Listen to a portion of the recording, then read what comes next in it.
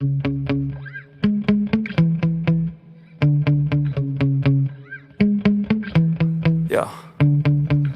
Sometimes I get so mad, there's no controlling me. My thoughts get so bad, I'm like, I might grab a bat, I don't know. My wrath, my blood boils over like, oh God, here goes. I lost all feeling from my head to my toes. You said some shit that I can't let go, so just stay tuned for the rest of the show. So have you ever felt betrayed? Switches how you see things, realize something needs change. Cause I know you got me up, let me show you what's up. Cause enough is enough. I'll take a face full of pavement just to make a statement. I know there's no turning back. Oh God, adrenaline wasted, so mad I can taste it. I know there's no turning back. I'll do what it takes, I ain't making mistakes like that. I'll bleed on your face just to make you go take it back. I'll lose my shit, I go crazy when I'm mad. And now you go wish you shut the fuck up real bad.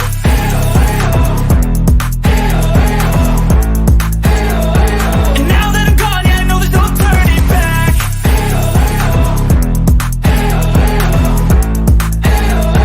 And now that I'm gone, yeah, I know there's no turning back. I'll take smoke, I'ma poke a hole through you, choking's overdue. Come at me and you won't get any older, dude. Crack your holder too. Heating up inside of me, blood so violently. Thanks for trying me. Now it's finally time to see how this rivalry becomes my dynasty.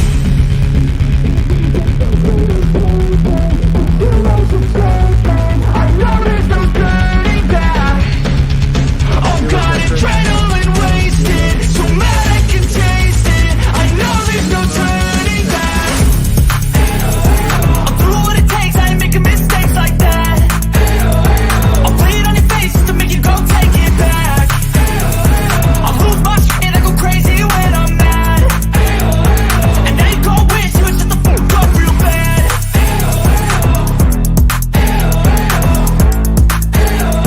And now that I'm gone, yeah, I know there's no turning back.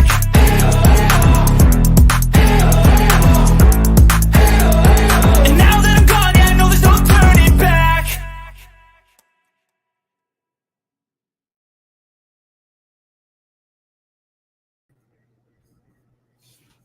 Good evening, everybody. Uh-oh, forgot to turn my light on.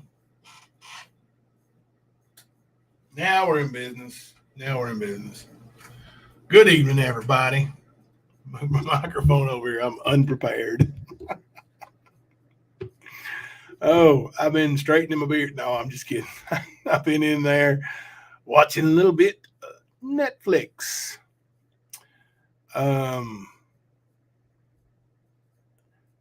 Hope everybody's doing well tonight. No controversy, no chaos, other than me giving Chaotic Beauty the middle finger for saying I'm always late. We're gonna talk about something that really happened. Real life. Stephen Avery, a man from Manitowoc County, Wisconsin, was framed. First, he was framed for a essay. Brutal essay. Completely brutal. I mean, it was awful. Alicia, now you laying it on a little thick. We're laying it on a little thick.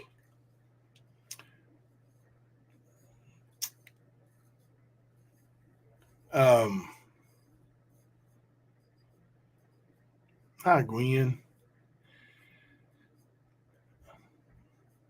That came out 18 years after he was convicted.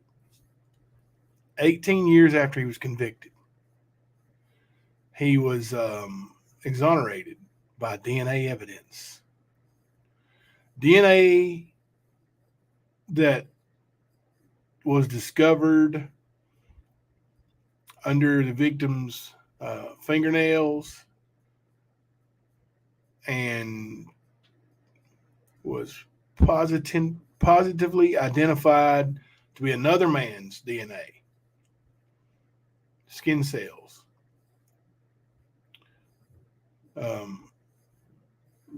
Or maybe also the hair that was found too. There was one hair that was usable, that had a root that was not female. Anyway, and the other man was free for 18 years while this went on. Wow, what in the world? Wow. There he goes, chick fan. It is heartbreaking, Stacy. It is. Now, no question about it. Steven Avery got raw deal. 18 years in prison. Something he did not do. And once they started looking into it, the prosecuting attorney, who I think was the judge later on, knew that this other man had done something similar in the same area 2 years before. So got a bad deal. Now, he sued the county for $36 million. 36 mil. That's a lot of money. A lot of money. The sheriff's department, the county where he was framed, hey, Hummingbird, sued.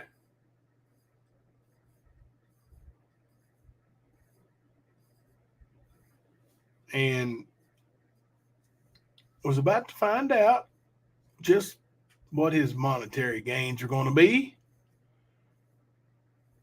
when a woman went missing after going to his family's salvage yard, which brings into play Netflix's docuseries, Making a Murderer. Now, at first count, if you're familiar with the case, I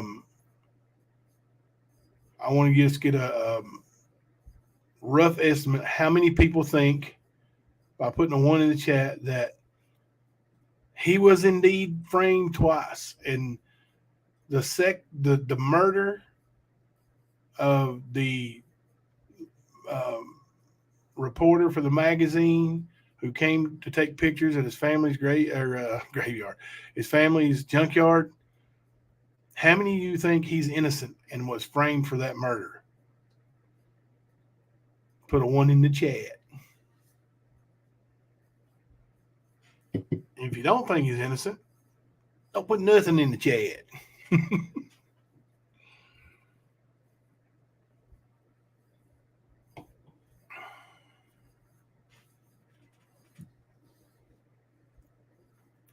Framed indeed. Now, of course, the people who made this docuseries were representing Steven Avery.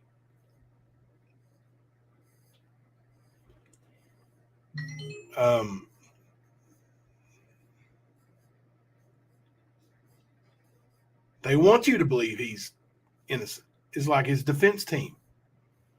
Some of them are his attorneys. Oh, yeah, the court didn't want him to pay out. That's for sure. I'll give you that. Too many to call out one by one, so everyone love all. Okay, there you go, Hummingbird. I'll share it, and there you go, everybody. Hummingbird is saying howdy, everyone. Much love. Love y'all. All right. So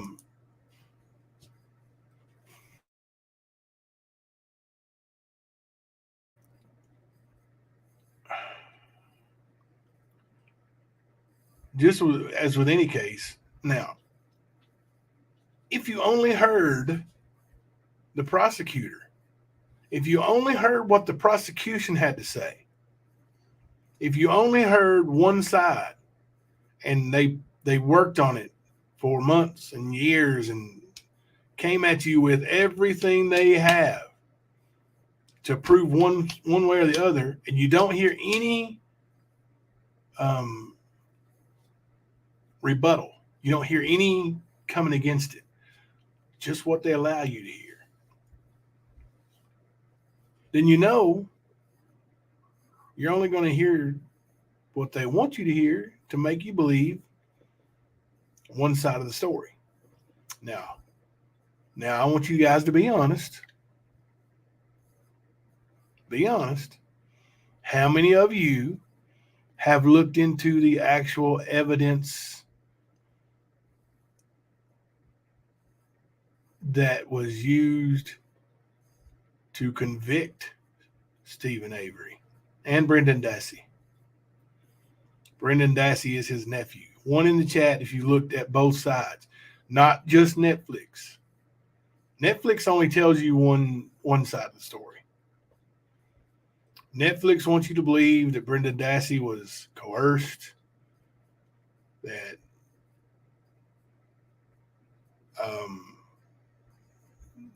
there was a polygraph that was passed. That's not true. Brendan Dassey didn't pass the polygraph. He didn't even come close to passing the polygraph.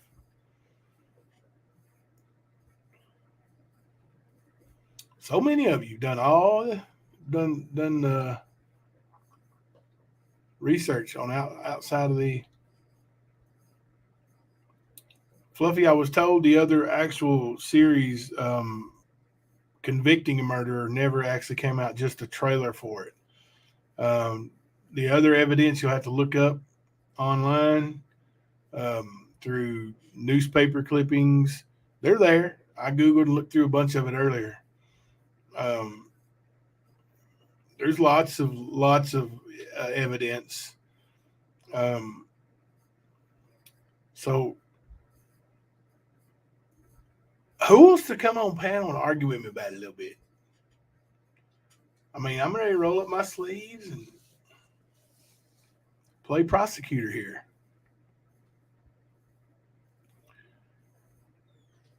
He does have some mental disabilities, Gwen. He does. But if somebody has mental disabilities, that doesn't excuse them from taking the life of another human being.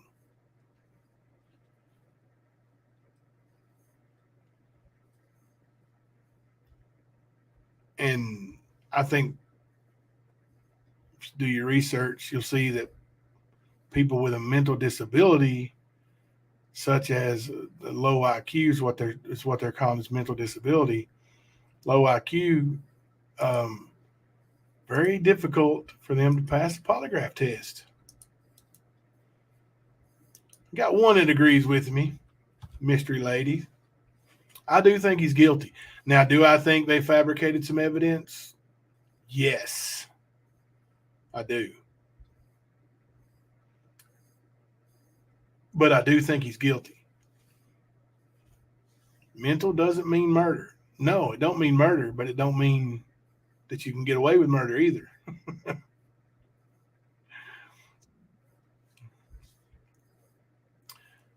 Do you think Brendan did it? I think Brendan was part of it. Yes. Hello, Alicia. You ready for this debate, Jimbo? I'm ready. I'll be Trump. You be Biden. No. I don't mind being, one of the Republicans. I'll be Lion Ted if you want. I can do that, but I can't be Sleepy Joe. I can't do it. Oh.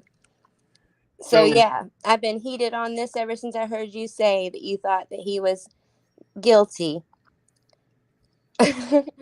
Now, have you seen his criminal record? Yeah, and I was actually in two different Facebook groups, a pro Stephen and Brendan Facebook group, and then one that was against him. So that way I could keep up with what everybody was saying on both sides, you No, know? tell the truth, because you are wishy-washy. Because, online sleuths, they'll drag up everything about somebody's life, and then you really They get to see will. clear side of both sides. But the thing that gets me is not saying he was any, pillar of his community. A lot of the people around those parts where he lives aren't, you know. But could you imagine thinking, I'm about to make them pay out so much money and the rest of my life is going to be just wonderful here on out for what they did to me. But let me screw that all up by killing this girl.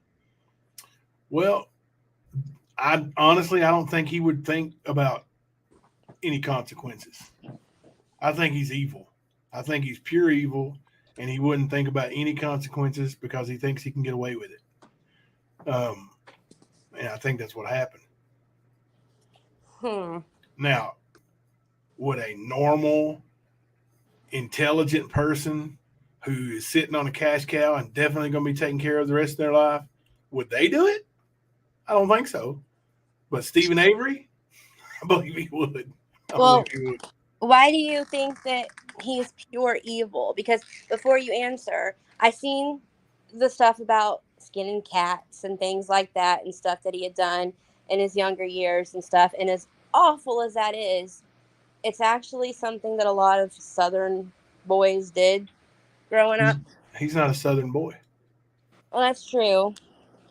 But, like I said, it's a horrible thing, and it's usually I never skinned a cat or set one on fire to burn it for fun.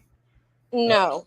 And nobody I know, none of my friends did. That wouldn't have been accepted.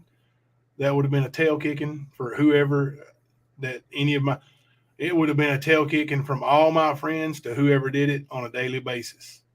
Well, yeah, harming an animal, they say, is a sign of being a psychopath or, a murderer and stuff like that. It's a sign of it. But, like I said, if you're living in even though it's not Southern, they were still kind of backwoods country folk in a way, Yankee version of it. And, those kind of people do those things when they were younger, Well, maybe they do, and that is great news, October baby. She didn't test positive for the C or the flu, so that's great. Awesome. But if it's, I don't know, if it's something he's done that's accepted in his family, and I see people in the chat saying it wasn't him, it was his other nephew, his brother and his other nephew. Yeah. Like, there's evidence saying Stephen Avery did it. There's actually no evidence saying anybody else did it. Well, that's because Kathleen Zellner is holding on to it right now. No, actually, she's not holding on to it. She filed a motion August 18th or something, 2022. Yeah, but I was following her tweet for a long time. She was claiming that she had, I think the only thing she put out that I saw was just her, whatever you call it, where they're saying, this is who I want to look after, I want you to look into and all this is who I think it is. But she didn't actually put out all that she has on them as why she thought they did it. Yeah, she's filed another motion for him. Let me see if I can find exactly what it was. Maybe I can find it on my computer and we can share it. Let's see. Yeah, that'd be awesome because I miss it if she did release what she had on them. Well, she filed a motion for him in court to try to get it back in court. But, there has to be substantial new evidence for him to be able to even get an appeal. And or whatever it is. I don't even know if he's got any appeals left. I think he's already used them, hadn't he? I know that some of the obvious reasons why it might be his Brendan's brother would be the burn barrel where it was located. Located outside Stephen's trailer.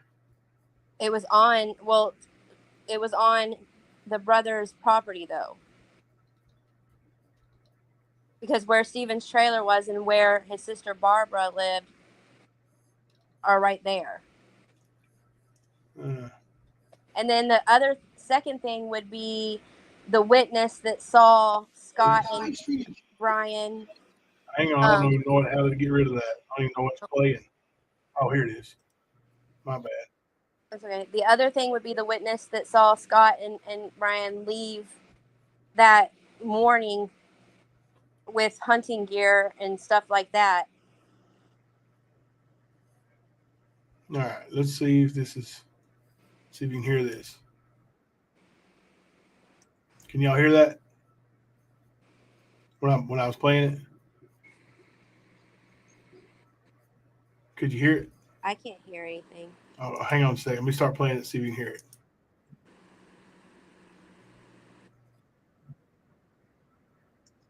Now can you hear it? Mm-mm. You still couldn't hear it? No. I'll be dang. Hang on a minute. Well, I'll share a screen, and it should play that way for sure. Let's see.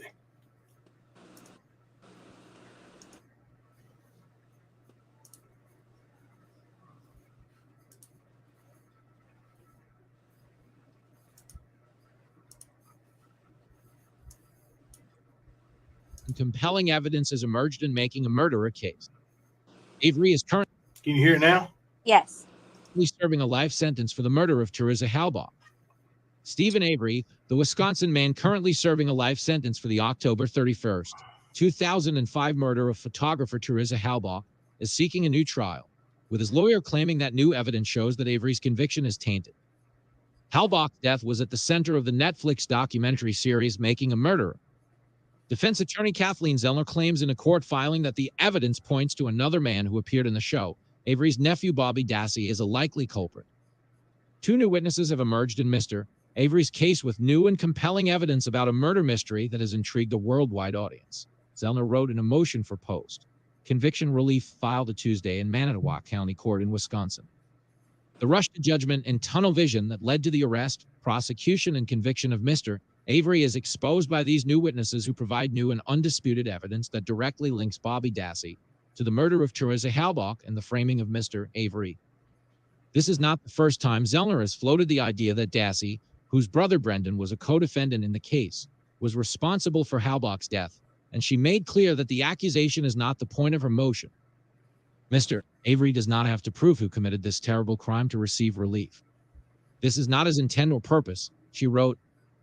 However, she added, he does have a right to prove he did not receive a fair trial. The basis for that argument is that Avery's trial lawyers had not received the recording of a phone call made to the Manitowoc County Sheriff's Office by Thomas Sowinski, a newspaper deliverer who said he saw Bobby and someone else pushing Halbach's vehicle onto Avery's salvage yard, where it was found by law enforcement officials later that day. Following that discovery, investigators found evidence including bone fragments matching Halbach's down and burn pit, blood samples matching Halbach and Avery in the vehicle, and a bullet with Halbach's DNA in Avery's garage. Avery claims that his blood was planted at the scene after a cut on his finger dripped in his bathroom sink where it was collected. The motion says that Sowinski reached out to Avery's current legal team in December 2020 and signed an affidavit in April 2021, in which he said that after he learned that Halbach's car was found on Avery's property, he contacted the local sheriff's office. This new evidence creates a reasonable probability that, had the jury heard the new evidence, it would have had a reasonable doubt as to the defendant's guilt. Therefore, Mr. Avery should be granted a new trial, the motion says. Following the discovery of the call, an investigator for Avery's defense team spoke to Sowinski's ex-girlfriend Devin Novak, who identified Sowinski's voice on the recording of the phone call and corroborated what he had said about what happened.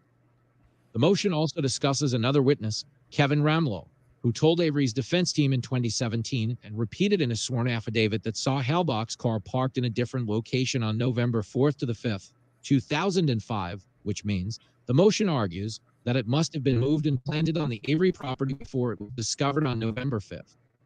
As a result of this evidence not being available to Avery at the time of his trial, Zellner is asking the court for a new trial or an evidentiary hearing. The court rejected a previous motion in July 2021. All right. I said Brian earlier, but it's Bobby. But yeah, I know that, yeah, they brought up the fact that there was a witness that saw them pushing the vehicle onto the back of the property. There was also a witness that says that they saw them leave with the hunting gear and all of that, you know, directly after Teresa's missing. Right. Have you seen Stephen Avery's brother or Brendan Dassey's cousin? Brother? Probably so, if he's one of the ones that visited him and all that, and all the photos that they post.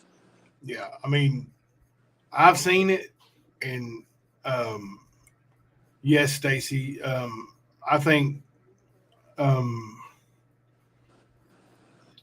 actually Stephen actually killed her. My opinion, Stephen killed her and had Brendan Dassey help him clean everything up.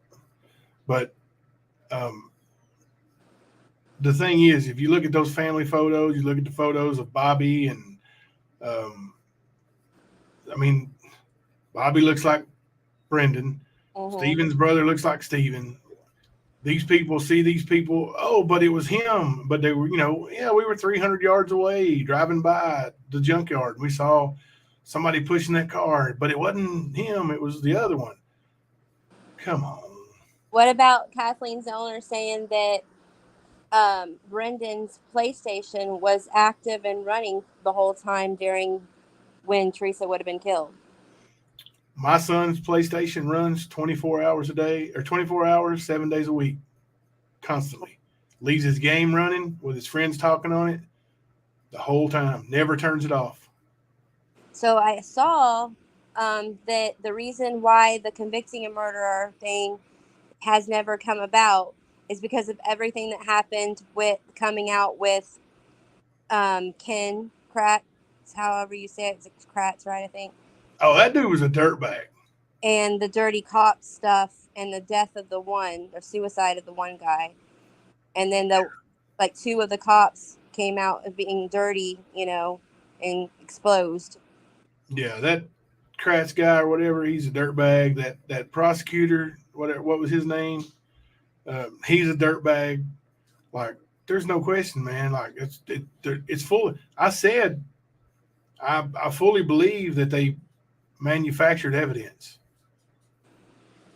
Yeah, but she didn't off herself and put her bones on that property. They had everything they needed of Stevens to be able to plant evidence and things like that easily. They didn't even have to go in his sink and get his blood. Like, they already had it all, you know. It was easy to plant evidence to frame him. I feel like everyone's frustration is the fact that they don't think that he got a fair trial, you know. It's supposed to be like, you know, without a shadow of a doubt that this person committed this crime, and no one felt like that they did. Well, he definitely did not get a fair trial the first time, and I don't think he got a fair trial the second time. But I don't think, you know, I still think a murderer needs to be accountable for their murder. You know, I don't agree with manufacturing evidence, but here's the thing: if there was this big, you know, conspiracy thing that happened where the police. Now, if you to believe the police did everything and had this set up from the start, then you have to believe the police killed her. Yeah. Okay. I know that some people do because of how corrupt they found out those cops to be. Right. So the police killed a lady, put her on the property without the family knowing that the police came on the property, put them there, and there's always somebody there. There's dogs there. Like, just don't make any sense. Like, yeah, it's sensational to think that there's a man that twice been framed by the law, and he should be free because of we think law enforcement did it. But if you think law enforcement did it, then there's got to be what 20, anywhere from a small force, 20 to 50 sheriffs or sheriff's deputies on that force. Nobody and none of their wives, nobody ever said anything to anybody that would have leaked for $1 million, $36 million. Come on. Yeah, but in true crime community, remember, everybody looks for motive. The police force had a very strong motive as to why they'd want to frame Avery and get rid of him on something. I mean, that's a lot of money for a small police department to have to pay out. Well, the police department wouldn't have to pay it. Or whatever. Yeah, the county would pay it, and the taxpayers who would actually pay it, they would raise taxes and never think twice about it. And my husband's question on it was like, when they know that he spent, it was 18 years, right, of his life that he spent in prison due to something 18 years in prison. Yep. Yeah. If they, convict him for the murder of Teresa, and they see, that there's all this outrage about it, and not even before Making a Murderer came out, like, why didn't they give him like a time served of 18 years on, and then, him just serve a few more years for murder? Because he already served 18 years for a murder he didn't commit. Yeah, but there's no double jeopardy. That includes time served and any of that stuff. That is like it never happened in the eyes of the law. But you see how that like breaks a lot of people's hearts when it comes to like, what if guys? It is heartbreaking. It is heartbreaking. Yeah. But another thing, let's say, okay, let's play the game with the police department don't want to pay out, so they're going to make sure that. So instead of paying out $36 million, we're going to frame him, put the county through another trial, which he could be found not guilty. We'll put him through another trial, and we'll put him in prison for the rest of his life and pay his way to live the rest of his life in prison. And we'll kill a lady to do it. Why not just kill him? Well, that's assuming that you're coming from the cops that killed her. And I've never. If the cops set him up for it, they would have had to have been in from the beginning. Yeah, I don't know. Could have been just an opportunity. Opportunity that she ended up dead right there when they were getting ready to settle out the money. Well, you were saying, like, how could the cops come on the property and kill her and not any of the family see it and all of that? But right. How could Stephen and Brendan kill her on there and not anybody else there see it? They're right there next to each other. Barbara and Bobby and Brad and Scott and all, they're all right there. That's why I said the burn barrel is actually more closer on their property than Stephen's. But still. Well, somebody did see it on their property, and they're covering it up. There was two people that for sure saw it, Brendan and Stephen. They were there. They saw it. How the rest of his family all not see it when it was? Who says they didn't? Who says his mama didn't see it and be like, Stephen's already spent 18 years in prison? Who says his mama don't have the same thought process as your husband? Poor Stephen spent 18 years of his life in prison for something he didn't do. So what if he killed this woman? So what? I'm not going to tell on him. He's my son. I can't get over the fact that he supposedly raped her and they beat her and slaughtered her the way that they did, and that nothing but a tiny little bitty bit of blood was found in the sink. In the drain. It wasn't in the sink. it was washed away. You know, they thought they cleaned it all up.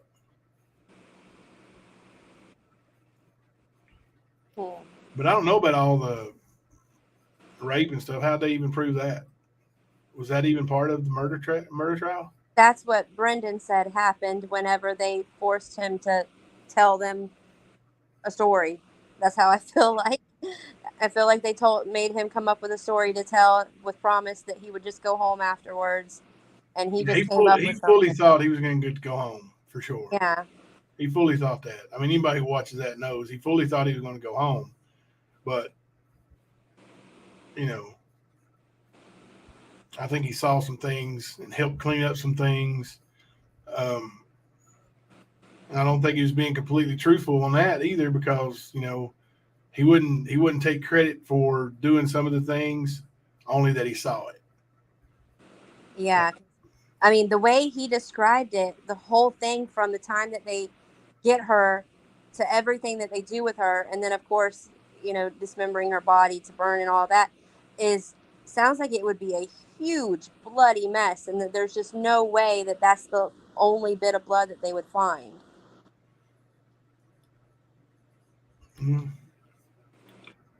I don't know. I don't know about all that, but we're not talking about the swiftest police department in the world, that's for sure. I don't know. I just think, you know, it doesn't. In my thought process, it don't make sense for them to try to frame him. If they tried to frame him again and it didn't go through, you imagine how much money he would have made? Yeah, but I think they always knew that it would.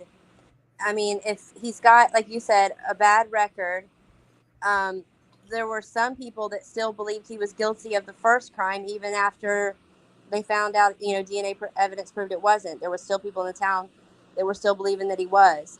Oh, no, I mean, listen, if I said right now, you know, person A went out and killed somebody, and I know for a fact they did it, and I saw it, and, or I heard about it, and then half the people, no matter if person A is completely exonerated or not, half the people are going to believe, well, he probably did it. He just got away with it. Like, that's just people's thoughts. I mean, that's the way. Mm-hmm. I mean, look at how many people believe Stephen Avery's innocent of what he did this time. Well, like you said, though, also because it pulls out your heartstrings so bad. I mean, one guy served all this time for a crime he didn't commit, and he's older now, and he's starting to move on with his life. He's about to get all this money, and then boom. And then the other one, of course, is, you know, got mental issues and a learning disability and was totally coerced. Yeah. I mean, when I watched it, the Netflix series, I'm thinking, man, this guy's got the worst luck in the world. He's been framed twice. And how in the world can they deny him retrial or mistrial? How can they deny him freedom when it's obvious that he was framed? And then I look at other things and start looking, like, not just at Netflix, but I'm looking online and reading stuff and seeing some things about what he's done in the past and similarities, and it's not so cut and dried. What I would love to do is be able to get transcripts from the trial. Mm-hmm. Maybe I'll look into that. Shouldn't be too much, I wouldn't think. I don't think that it's so cut and dry either, or black and white. You know, I totally agree with you on that. It's just kind of like one of those things where you have to pick a side, you know, on what you think. And I feel like when I look at the people who were against him on it, well, over the last few years, they've all been outed for being horrible people. Then I look at the people who are for him on it, and I greatly admire Kathleen Zellner. You know, I think she's a very intelligent woman. I've watched other documentaries about her and the Innocent Project and how she's got other people off of things. She's good. You know? She's good. So I'm like, Well, I lean towards more believing in her than believing in these corrupt police and Ken Kratz and his disgustingness and all of that. But here's the thing with Catherine Zellner. She's great. She is freaking awesome. But she don't care if you're innocent or guilty. If it's going to net her $50 million, a cut of that, the lawyer, from my experiences, gets 40%. So if he gets he was going to get 36 million. If, let's say this time he gets 50 million plus the 36 million, she's looking to make bank. Yeah. Like, also, still, I don't like that boyfriend that Teresa Halbach had. Like, I don't understand why he wasn't looked into more, why he was able to be there while the cops were doing everything they were doing, why he had scratches all over his hands the way he did and bruises up his arms. Like, he looked more like he'd attacked somebody than Stephen Irwin did. I just want to point out October Baby is Yankee. And she says, objection, don't know any Yankee country boys who skin cats. Animal abuse is precursor to more serious crimes. Yeah, I agree with you. I only brought that up because I was looking in the Facebook groups before we did this tonight, and I saw a whole thing on that. People were talking about it. Yeah. I mean, I've heard of a couple people, doing that I know or knew of, but like nobody in my circle and nobody within reach of me, at least walking to their house when I was growing up and whooping that rear end done it. So wasn't it an Alabama song? Tennessee. What was it about Alabama song? They talk about skinning cats. Really? In Tennessee River. I don't know. Mm-hmm. I have to listen to that. Surely not. Yeah. Let me pull up the lyrics. I'm pretty sure it's Tennessee River is the one that they talk about it. Yeah, I mean, yeah, I agree, Chaotic. That's if you're in trouble and you get framed, or if there's an inkling that you might be able to say you were framed, Catherine Zellner is the one to get. Like, she is as good as it gets. I don't know if that was my thing going on. I think it vibrates. No, it wasn't. Mountain Music is the one it's in. Mountain Music?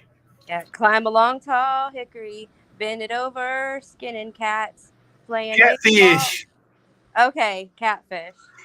Catfish, come on. That's Catfish. When you said river, it made more sense. I'm like, catfish. Oh, and Forensic Science said that's catfish, not actual cats. Yeah, that makes more sense. I knew a boy when I was living in North Georgia who actually went to jail for doing that. Animal abuse, they should go to jail for it. They should be just as actually more so than abusing a human, because a human can basically fight back for the most part. At least they can, have thumbs and they can grab and do something. Run away. They have the wherewithal to run away, but a little animal, if you catch it like that and try to be mean to it, like, what's it going to do?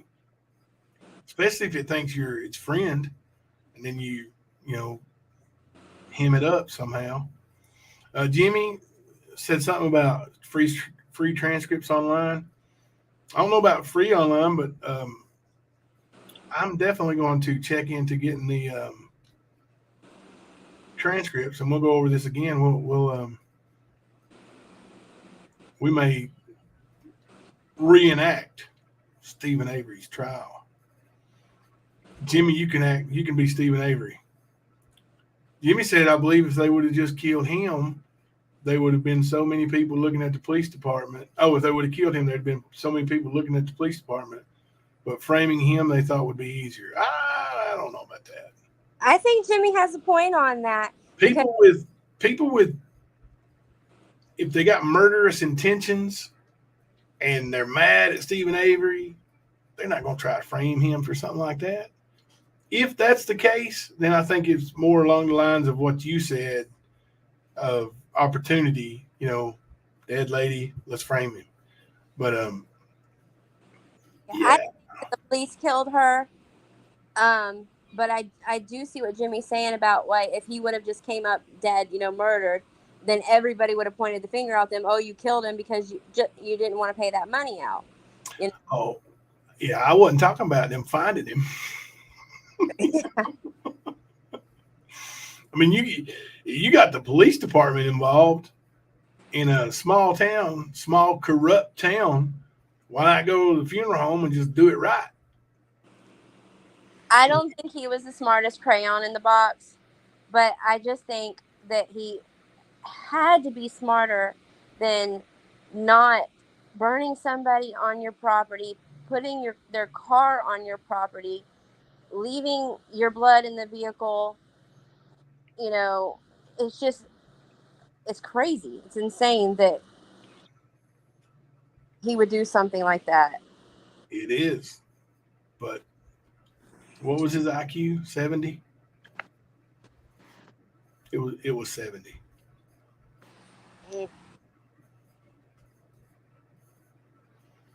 And then it kind of got quiet for a while, and then his mother died, and it blew up again. Like all the Facebook pages were going crazy about everything again.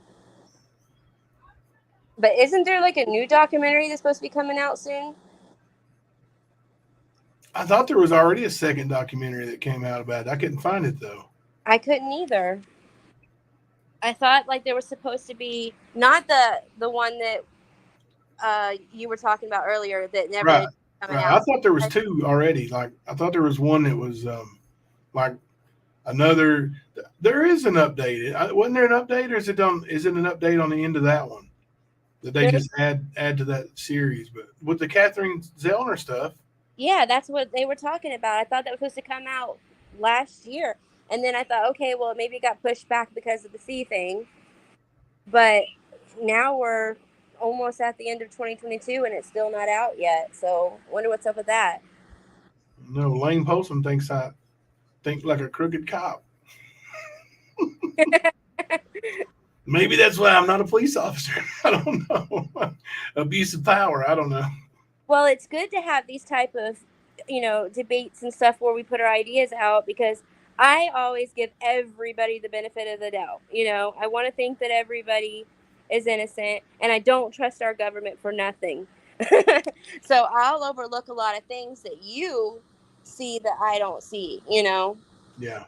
because I'm coming off of emotion, and you're a man, you don't have any emotion. No, I'm joking. I have too much emotion for a normal man, to be honest with you. I'm being sexist.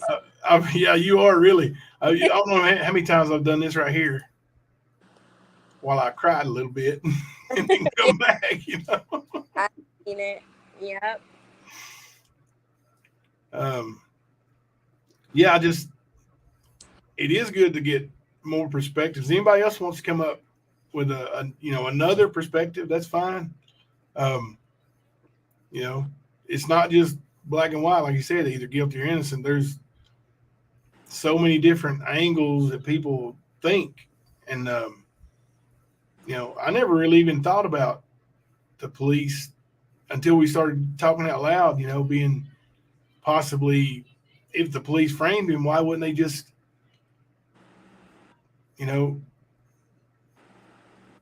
get rid of him? The one guy, like, I can't remember the cops' names because it's been so long since I watched the documentary now. Even though I see them all the time on the posts and the pages, I just don't remember them.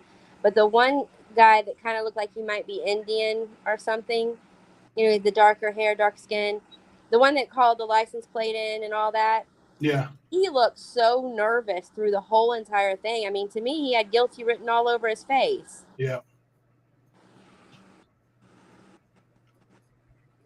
Speaking of that, how many people do you think during the bulk of the C word, when they were actually in the courtrooms, like we did we covered the guy from Knoxville who chopped up his parents, and they were wearing masks. So in the courtroom. So how many people you think were able to hide their emotions or facial expressions that normally, I know these people get instructions from their lawyers to, don't show this or don't show that when you're looking at the jury or something, or the prosecutor, or the defense attorney. I don't know, but how many people you think skated by with the mask being able to cover that up? I'm sure probably just as many of people who are able to commit crimes and get away with them because of the mask. Yeah.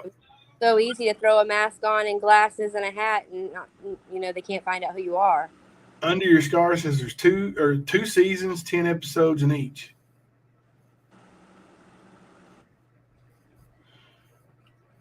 So maybe when you click on the Making a Murder, and I'll check it here in a minute. Well, I could do it with my computer. I remember my login. I got logged in on my TV, but I'll look and see. Like usually when there's more seasons than just one, it like on the homepage it'll say, how many seasons. So it may be that second season that we're looking for is right there in the which I thought I'd seen. Like I said, that Catherine Zellner and all that stuff. I think I did too. Maybe I just forgot that I did.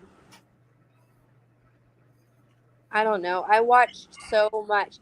I'm a true crime junkie. I watch documentaries every night. Some of those people put their mask off on that trial we watched, Sarah Smiles. I don't know if you were here then or not, but some of them didn't.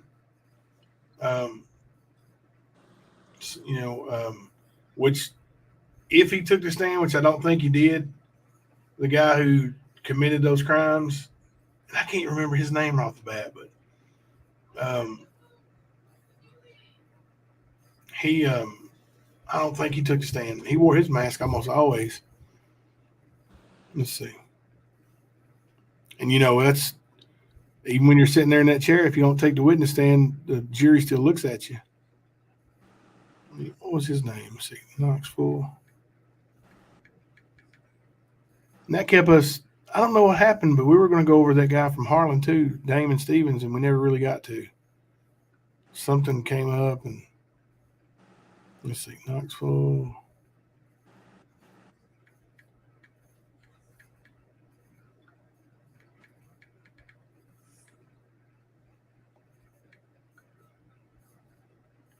Joel Guy was that. Mm-hmm. Joel Guy Jr. He killed his parents, and he mutilated them. Yeah. Cut their body parts up, put them in buckets, and had his mom's head cooking on the stove. Yeah, I remember that one. Just sadistic. Yeah, and that dude sat there like nothing was ever wrong. Nothing was ever wrong. It's like Stephen Avery. You told me I was putting it on thick. But Stephen Avery said, anytime I've ever did anything, every time, and it's the same thing, you'll hear Shelby Shell with the same BS. When I do something, I say I did it. I don't, I admit it. No, he didn't. Both of them lied. Like Stephen Avery's got stuff on his record where he didn't admit he did it. He pled not guilty. That means, no, I didn't do it. You take it to trial or take it to the judge, and the judge decides, guilty. That means you didn't admit it. You didn't tell everybody you did it. No. And Shelby's charges are, 10 pages long. You think he pled guilty to everything? Absolutely not. Go look it up. He didn't. People say, well, he's admitted to everything he's ever done. Did he? No. Or is he telling you that? Like these people, they're manipulators, man. These people who, here's my thing. If somebody's willing to take another human's life, they're willing to do anything, say anything, act any which way. So I think you have to take that into account when you consider. I've never been close to a murderer, you know, or around someone like that. You have, you know, you were so close to, that you know of. yeah, that I know of, like Shelby's case and stuff, and you saw, you know, firsthand somebody who murdered someone and then tried to play so innocent and act like it was no big deal and brag about, you know, to you. Yeah, and that's the thing. Like, he never gave any indication of that type of person. You know, like, he was always like, you know, now he bragged about being violent in jail and how he owned the people in jail. He even, like, my mom was there. He even told my mom that kind of stuff. You know, like when he was at my house. You know, the things he did. My mom was fascinated by his stories, and he was just so, I don't know, you know, charismatic. Like, anybody would be the guy's friend. You know, he's nice. You know, he's not. You don't look at him and think, well, as a killer, there's somebody that's going to rob you. That's, you know, you look at him and say, hey, that's good old American country boy right there. Yeah, But, well, a lot of your notorious serial killers were like that. People would never believe that they did what they did. You know, Dahmer, look at Dahmer. yeah, exactly. But I'm saying that you have that experience that I don't have that might Oh, I know. help you to see things that I don't see in Stephen Avery, you know? Yeah, I know what you were saying, and I was trying to say, you know, you never know. Call me right now. You never know somebody like that, and you know, same thing. And how do you judge? You know, in Stephen Avery's case, he absolutely was innocent of that SA that he spent 18 years in prison for. Mm-hmm. Just think of that. Think about that. Stephen Avery spent 18 years in prison. He was going to spend more for a assault and an SA on a lady who lived. Look what Shelby did. What he was convicted, what he pleaded guilty to. I need to correct myself and everybody else. You don't plead guilty. You pleaded. So he didn't plead guilty. He pleaded guilty. Okay. So anyway, he pleaded guilty to all these heinous crimes, and he got 20 years. Yeah. 2 more years than what Avery served for something he didn't even do, that didn't even take a life. I know it was awful. I know, and the man who committed that crime, he deserves to die in prison, in my opinion. But he don't need to be out. Well, also, when you spend 18 years in prison, you probably learn a lot, hear a lot, pick up on a lot of, you know, meet a lot of really bad, nasty people, put ideas in your head. Oh yeah, yeah.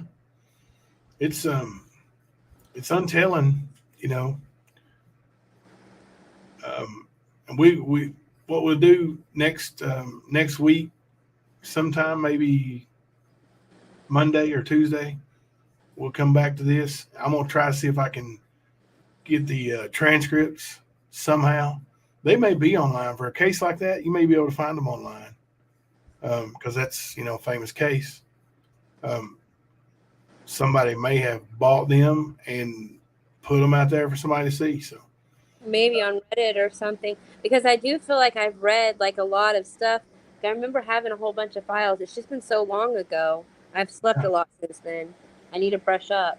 yeah. So if anybody can find that before I do, feel free to email it to me, and we'll talk about it more. And if you have time and you have Netflix, try to watch it. Also, I encourage you to get on your phone or on the computer and look up some other stuff. So you see, you know, the other side. There's a part 2 on Netflix. Is that Stan? There's a part 2 on Netflix. Is that I think it's not old, but I think it's, you know, where Catherine Zellner is introduced, right, in the second part of the Netflix series. Yeah, I think so. Because once you said it, like I remember that, and her talking about where she came from, what she does. You get to see a little bit of other cases that she worked on. Yeah. And at All the end of that one, there's a hint of another, that. coming soon, and she's promising these blockbusters, which may be what she just filed. She may have some blockbuster to show. But you know what? Sad, it comes down to whether the judge is going to let them show it or not. Yeah. The judge reviews this, and that man or woman decides whether there's enough evidence to be a new trial or to, what did they say it was, be a new trial or introductory trial or something like that. Introductory hearing or something, maybe to introduce new evidence.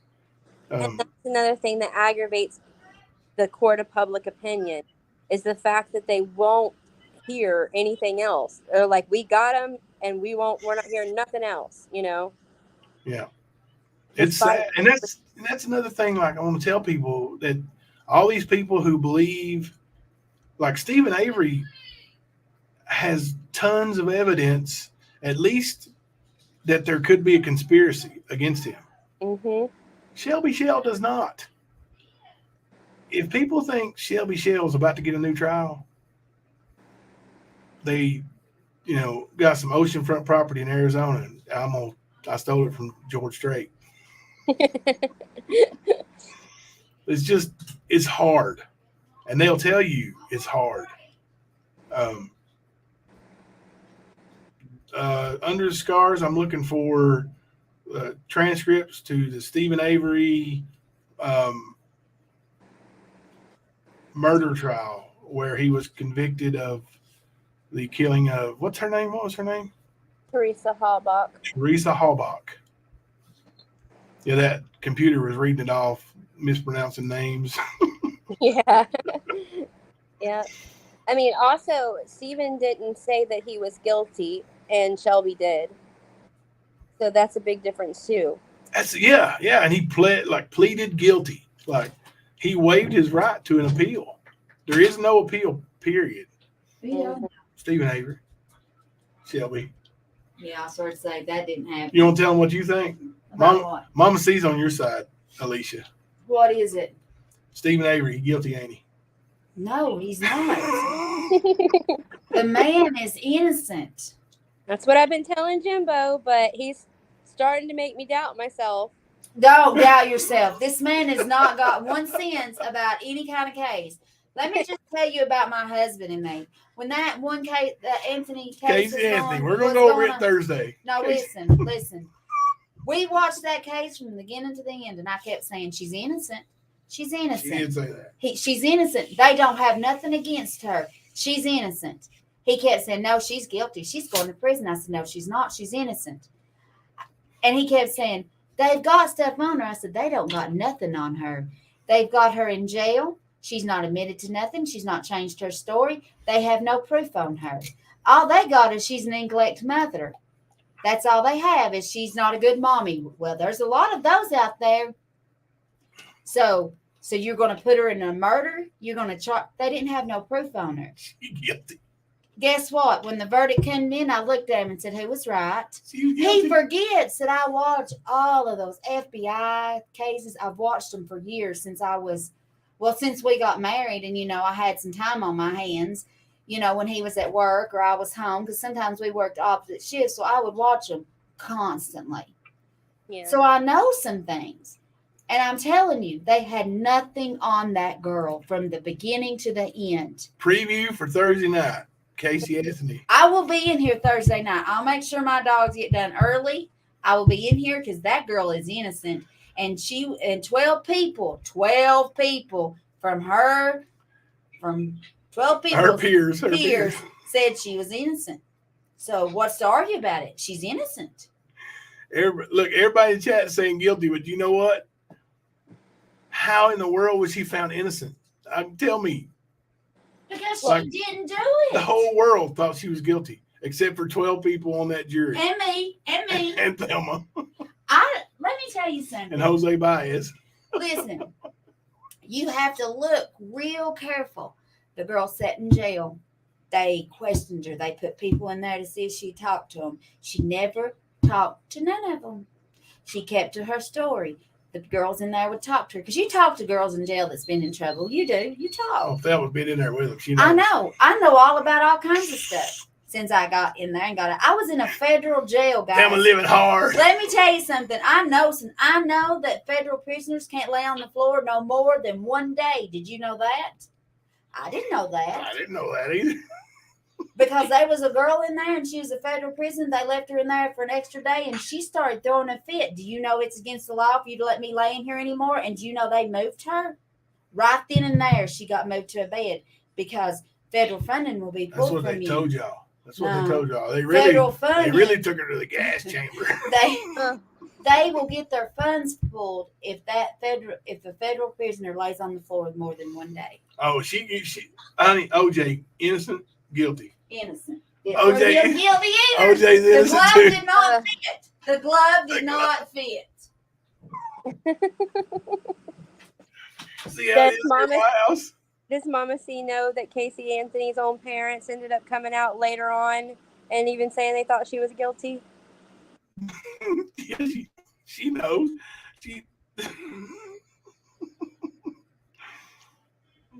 Somebody sent me the transcript for the Avery trial, so we'll go over those next Monday or Tuesday. I'll set it up. Well, I want Chaotic Beauty to come up and argue with you about it now, if she can.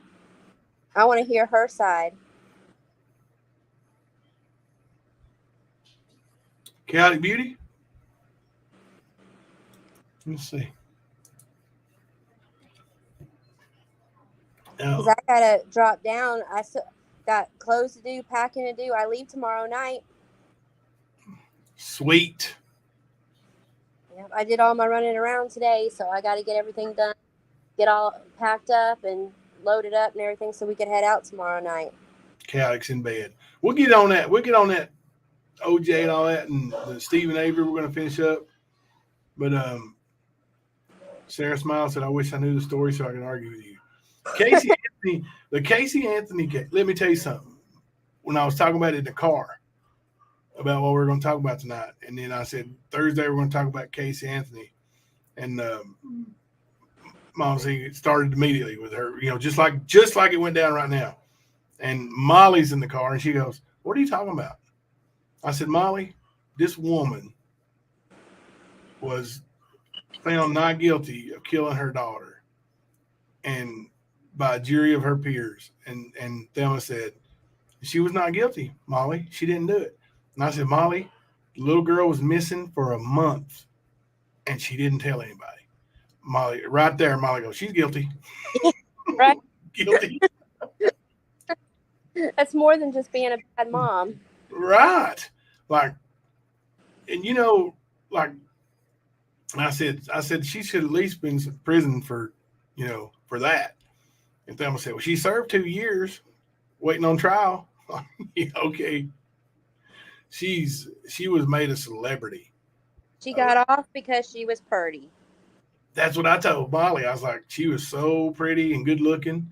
I showed Molly a picture of her while Kaylee was missing, her partying. She looked, her cheekbones were just flush and she's beautiful. And Molly said, "Oh, yeah. She said, "Nobody's going to convict her." I said, "Right," is what I said. It's happened several times, actually. There's lots of stories out there about that. And then she was able to work with kids again. Like, Yeah. Yep. And then, we're going to talk about y'all look at the preview I've got set up for Thursday's show. We it's a bunch of murder cases.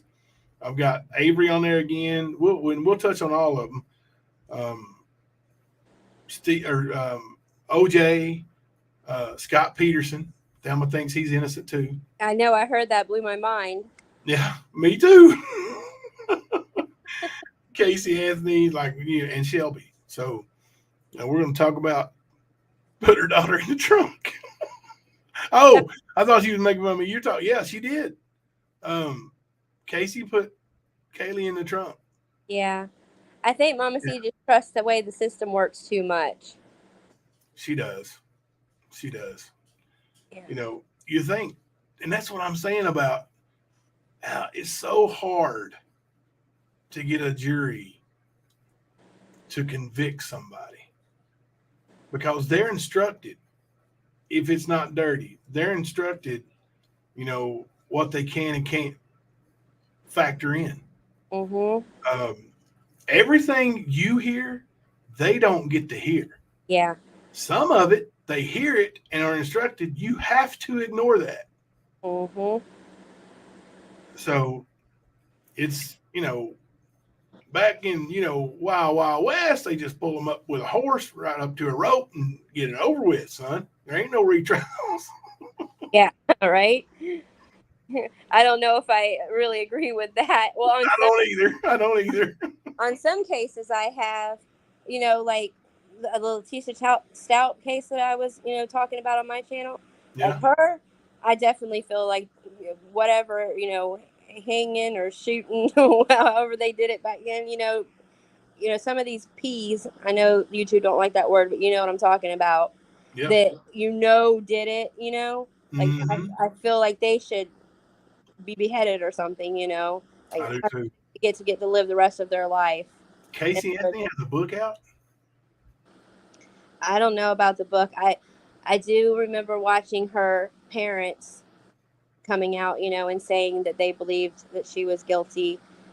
It took them a while, but now that they do. And then I saw in the news here locally them talking about her wanting to like open a daycare or something like that. Oh my gosh. Yeah. Let me tell you something. I don't see how anybody could, you know, Sarah's going to turn 18 next Sunday, this coming Sunday. 18 years old. She'll be a legal adult. If she went somewhere to stay all night, somewhere with one of her friends or with her mama, when she's gone, or James is 19. When they're gone, he just don't like to go anywhere. But when they're gone for, you know, more than a day, and I know where they're at, I'm like, why haven't you called me? What's going on? Are you okay? You need daddy come and get you, you know, things like that. How can you go a month without? I mean, that's just too long. Zanny, the nanny. And then when it goes to trial, she changes it all. I always know it was my mean dad.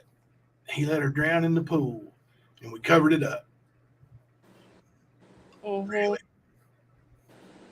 Yeah, and she was so young, so cute, such a cute little girl, and so young. I mean, you're talking about how you feel about an 18, 19-year-old child. I know, yeah. Oh my gosh, when they were little. Yeah, you don't let them out of your sight for a minute, you know. Mm-mm. Molly, during this time, there was another missing case in Florida. I can't remember that little girl's name, but I thought we talked about it once, but it was another case in Florida around the same time as Casey Anthony, maybe shortly after it was actually, but that went missing from her stepmom's trailer while dad was at work or something. But around this time when all these kids were going missing in Florida, that was highly, you know, on the news on Nancy Grace. Mm-hmm. We went to Clearwater, and Molly wanders off. I don't know how it happened, like holding her hand, one of us, and next thing you know, wanders off, and we're panicked, like full-fledged panic. You know, run and get the cop. First cop we see, my daughter's missing. She's a little bitty girl. She can't barely talk.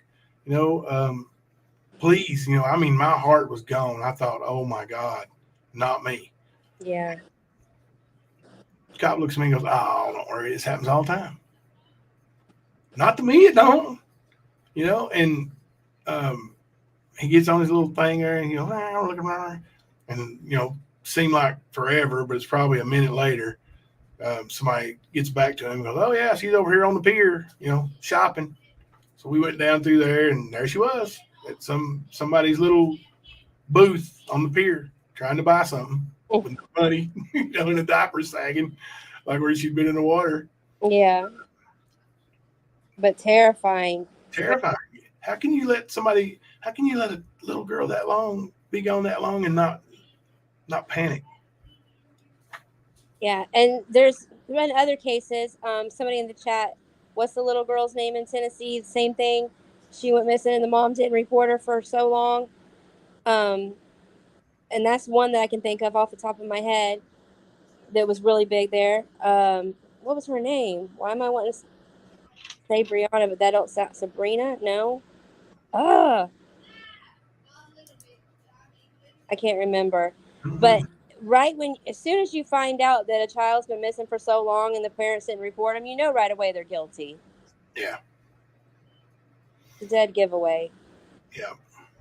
Like what parent, the moment they realize something is, not right and their kid's gone, what parent don't call for help? Yeah. Gwen's sister used to date a convicted murderer. I was a nervous wreck. Whew, I would have been too. Goodness, yeah. Somebody who don't care about human life, it's rough to be around. Jimmy from Bio, when my nephew was little, they called Code Adam at Walmart, knocked it down. Walmart knocked it down, maybe locked it down. Everyone got to looking for him, and they found him in a clothes rack around, and he was sitting in the middle playing. Yeah, that's something similar happened to us. Hunter did that, and he was hiding behind in the paper towels, with the toilet paper and all that, where they stacked each side. Hunter went down the middle of them, had him a little fort made back there. Yeah, my daughter did that at Sears when she was about 4. She hid from me in the clothes rack, in the middle of the clothes rack. And I looked around for her, and I started calling her name. And then I started to panic because I couldn't see her. And I immediately start crying, and I'm screaming her name at that point. And then she pops out, and she's like, ha ha, And I'm like, oh, my gosh. She's giggling. She thinks it's funny. I was terrified. Yeah, I mean, as a parent, your heart's got to drop if you love your kids. You're like, what do you think? King of the streets. Hello, Jamie. Hi, Jamie. Hope you're feeling better. Yeah, are you feeling any better, buddy? Gwen said they broke up. Thankfully, he murdered an elderly lady for not taking him to his girlfriend's home. About 25 years. Oh, my gosh. And I'm sorry. I think a murderer who takes the last breath away from another person deserves to be in prison until they take their last breath. I know most people don't feel that way. I do.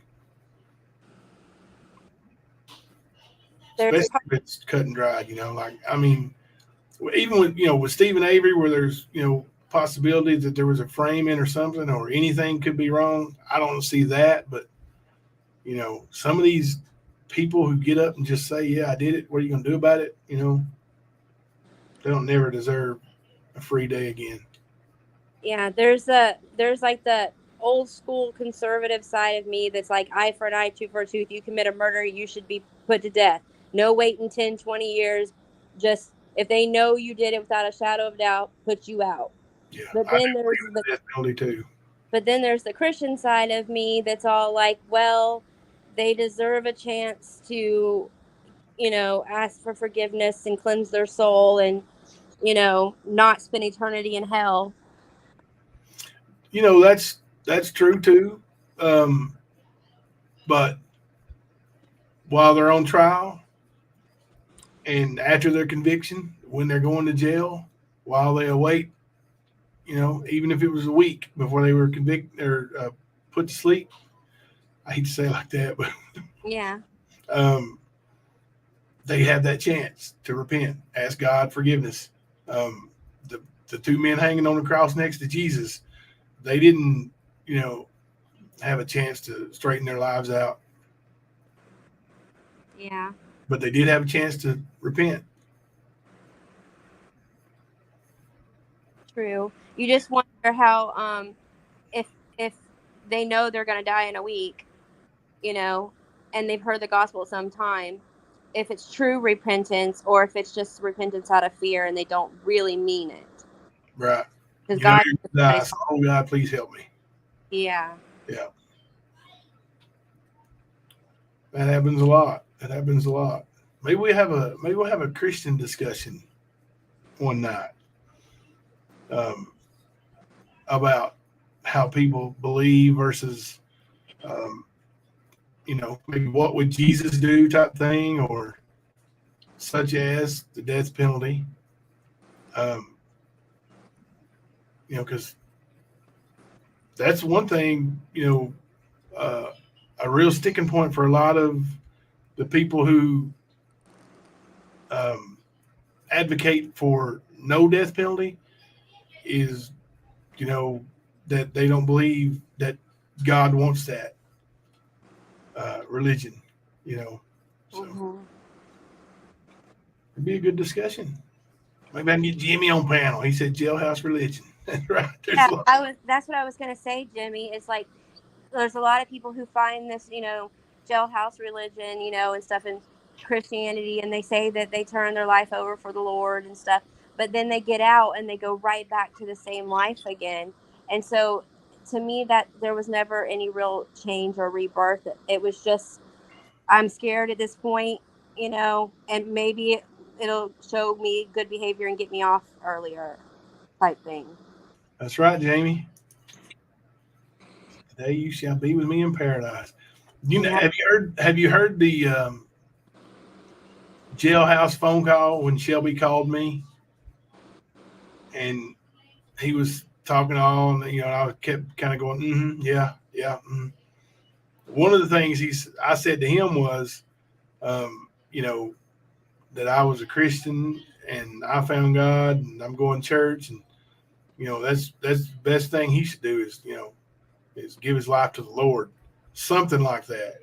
And his response was something like, well, I'm going to, I am, if he does this for me, if he gets me out of the, that's not how it works. You don't make a deal. That's not genuine. No. And, a lot of people try to make those deals. You even hear it in some songs, where they hit my knees and God, please, or you hitting those knees before you were desperate. Which I don't think, my personal opinion, I don't think God cares what the situation is that brings you to him, as long as you come to him with really wanting to repent. I don't think, of course, that's my opinion. Well, I agree, because I think for some people, God has to bring you to your knees before you will humble yourself to him. Some people are just harder, and it takes something like that to happen. But I think there's a lot of people walking around that think they are saved, that they think that they've, well, I said the prayer, I believe that he exists, blah, blah, blah.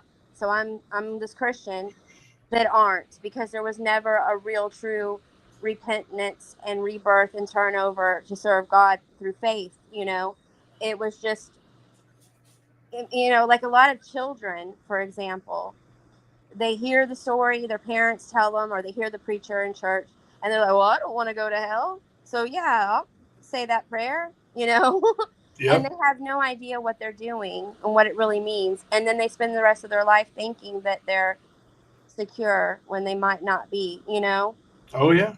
That scares me. Jamie, yeah, he did try to use it on me. Lane Polson, Jimbo, would you rather go to death row or spend your life in prison? I think the only thing you can get the death penalty for is murder. I think if I committed murder, I couldn't live with myself anyway. So yeah, I would definitely want death row.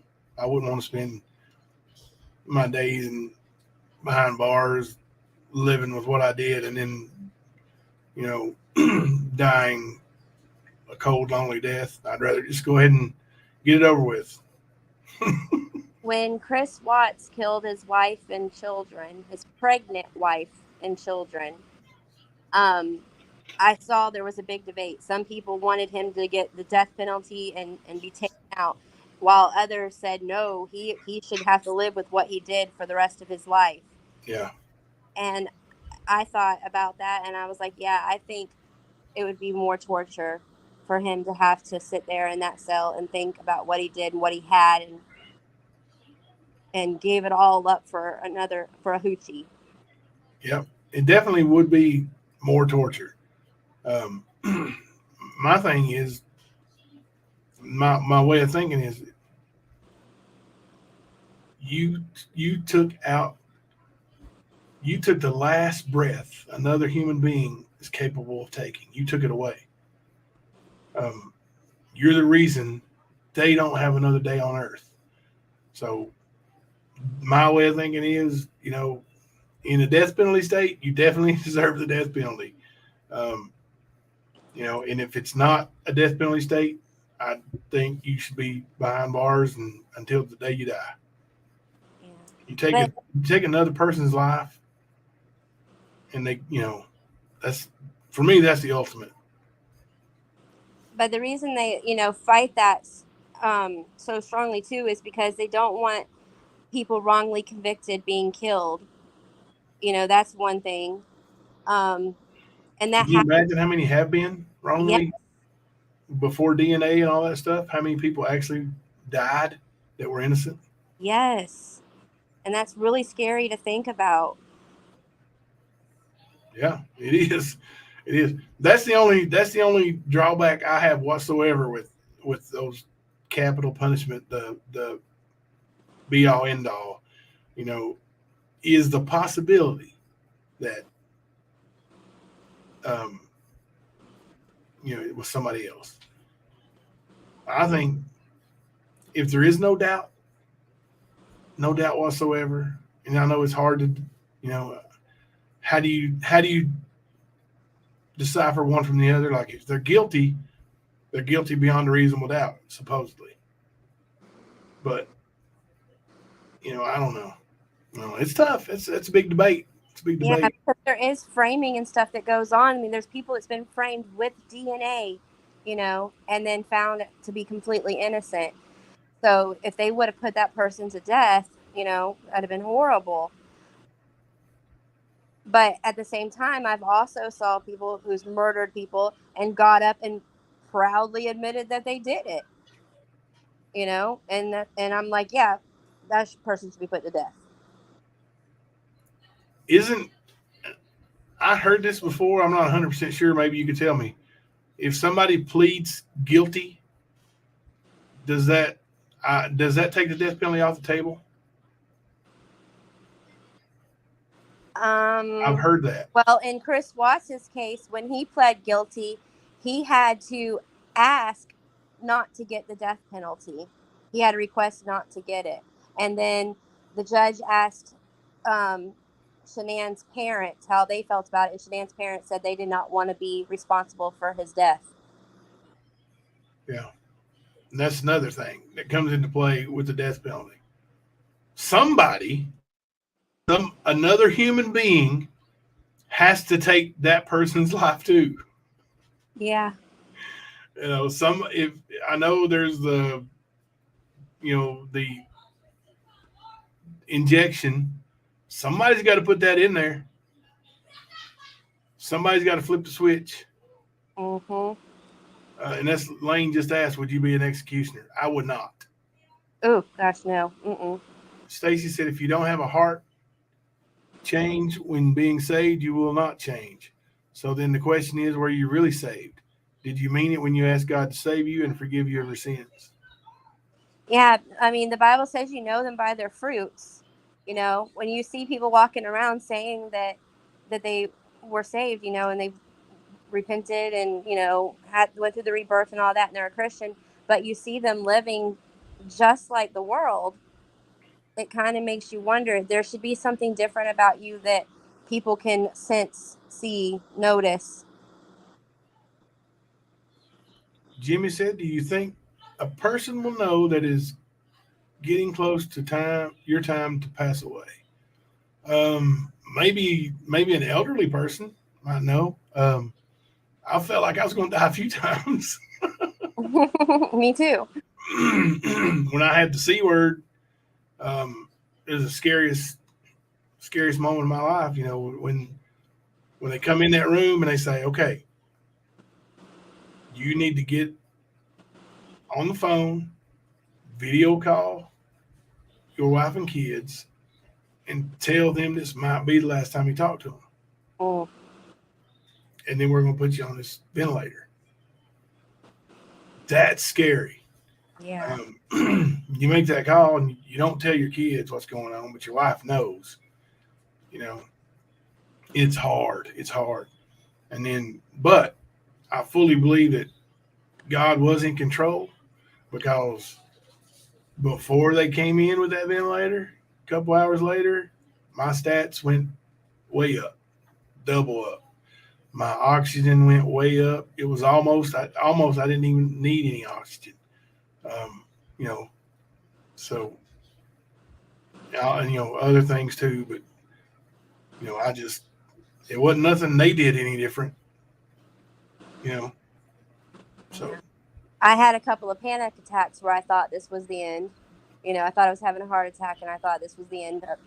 And then there's been a couple of times with my lupus where I've got such a bad flare up and just so weak where I felt like if I lay down and go to sleep, I might not wake up because my heart wasn't pounding very hard, you know, like I was just so fatigued. And I thought, you know, this might be the end. It's scary. Yeah.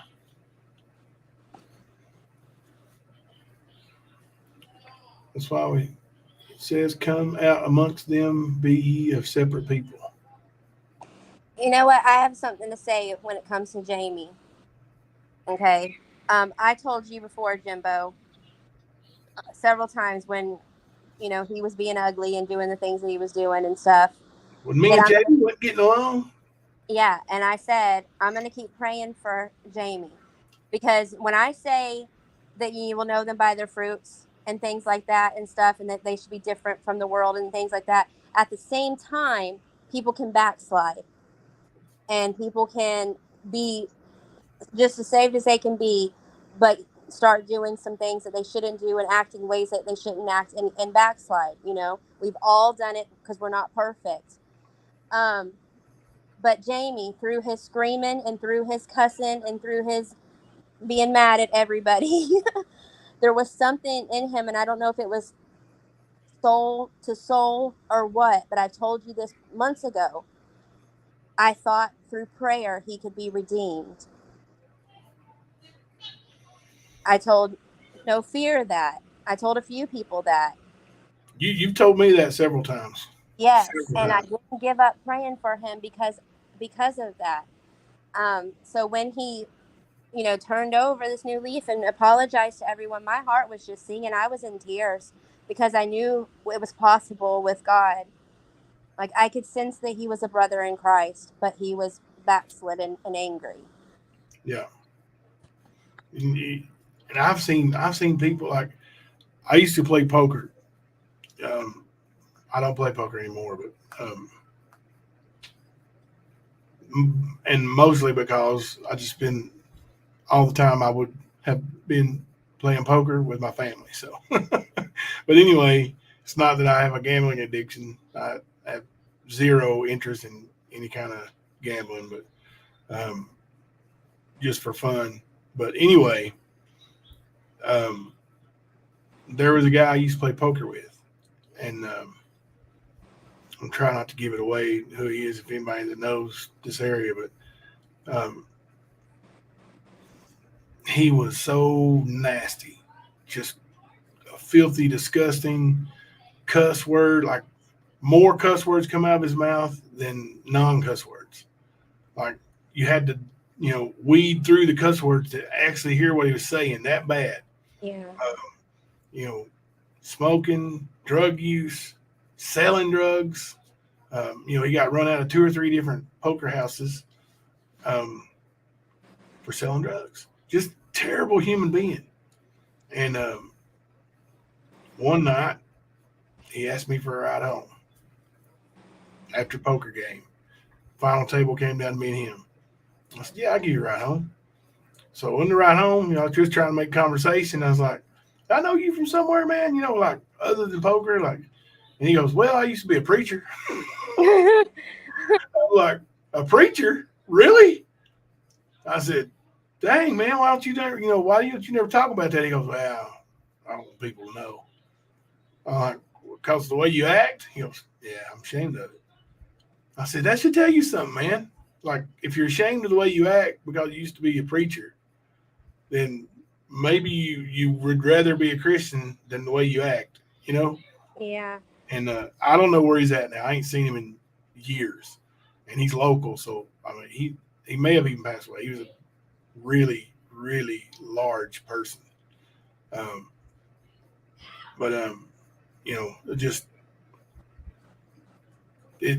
I was shocked that somebody who ever felt like they were anointed by God could act the way he was talking, but it happens. Well, sometimes people who did live a Christian life and were living for the Lord at one time can actually be the worst whenever they lose faith or they get bitter or angry at God about something, and that anger just consumes them and takes over, and then they're so rebellious that, that rebellious nature that we all have comes out, and they can be worse than people who never even knew the Lord, Yeah. But hopefully they always end up coming back, like prodigal son, we see stories and examples of this happening in the Bible. It doesn't mean that they've lost their salvation or anything. It just, they're going through something, but God understands because he knows our hearts, and he'll usually pull us through. Now, not always the case, sometimes people live in that bitterness until the Lord takes them home, and that's sad because they could do so much with their life and they could help so many people. Yep. Sarah Smiles, Texas Hold'em. That's the only game I would ever play. I would never play anything else. And that's why I don't believe it was gambling, because I just felt like it was more skill. We used to play Texas Hold'em with the family with using Cheez-Its and Really? yeah, chips and things like that, gummy bears. I love playing Texas Hold'em, and like if I had some friends to play that would play, I'd play a lot. But I just honestly, the poker houses where you go, and this, not even being a Christian, like just going to those places here local, like a casino will be different, but it's just not. It's not a good environment. It's not a good environment. There's drugs all around, drug use, drug sales, women who are selling stuff and that ain't drugs. Yeah. It's just not a clean place, not a good place. So I don't, so I'd rather, like, if I had friends that wanted to play, we'll play. And we used to have a few that would come over and play, and we, play a little tournament amongst us a couple times a night, and then quit. But everybody's about moved away or stay too busy. Like I said, I don't have time to go spend, because a good paying Texas Hold'em tournament, you could be there for a couple of days, with no sleep. Just depends on how long it goes. But I definitely don't have time for that. I got my family, I've never been to a poker house, never been to a real casino. I have went to bars before, though, for karaoke and stuff. I used to go to this one, that Old Town in Kissimmee, and do karaoke. See my poker chips, UK poker chips. Nice. Can't eat those, though. Those are the kind you can't eat. Not poker. Those are tater chips, not poker chips. That's what my family plays with, food. Yeah, that would be fun. That would be fun.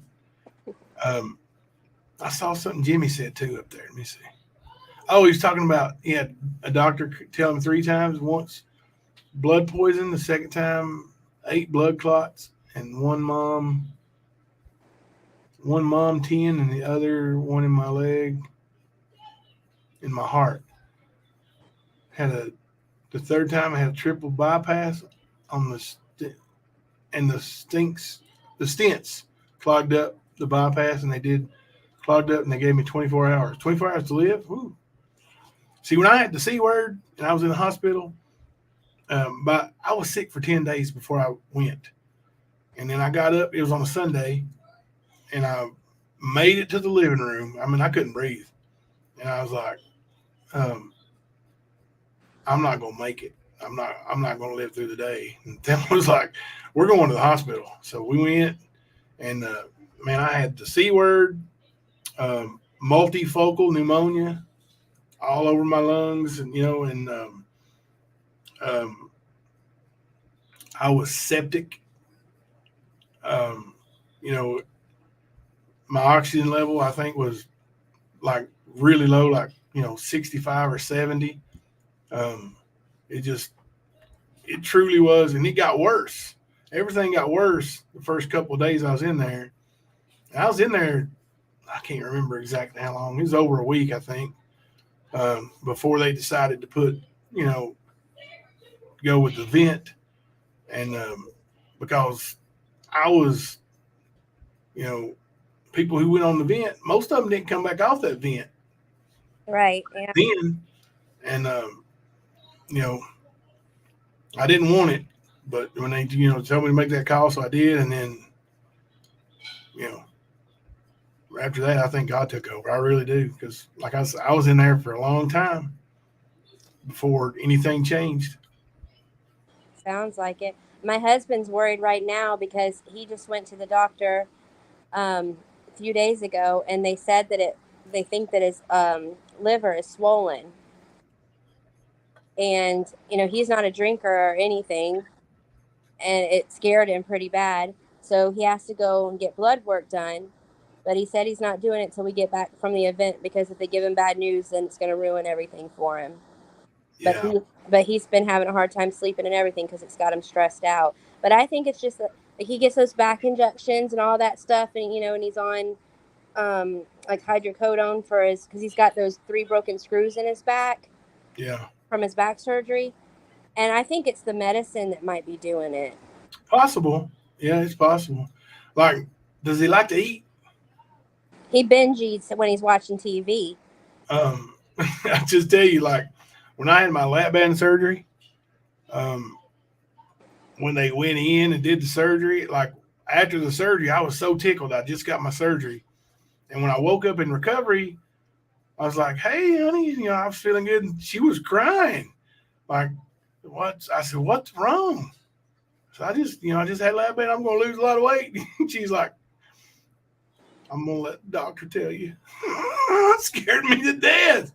Mm-hmm. So when the doctor came in, he told me that he thought, when he got me open there, he said, I think you got fatty liver. And, he's like, are you diabetic? And I was like, no, I'm not diabetic. And I wasn't then.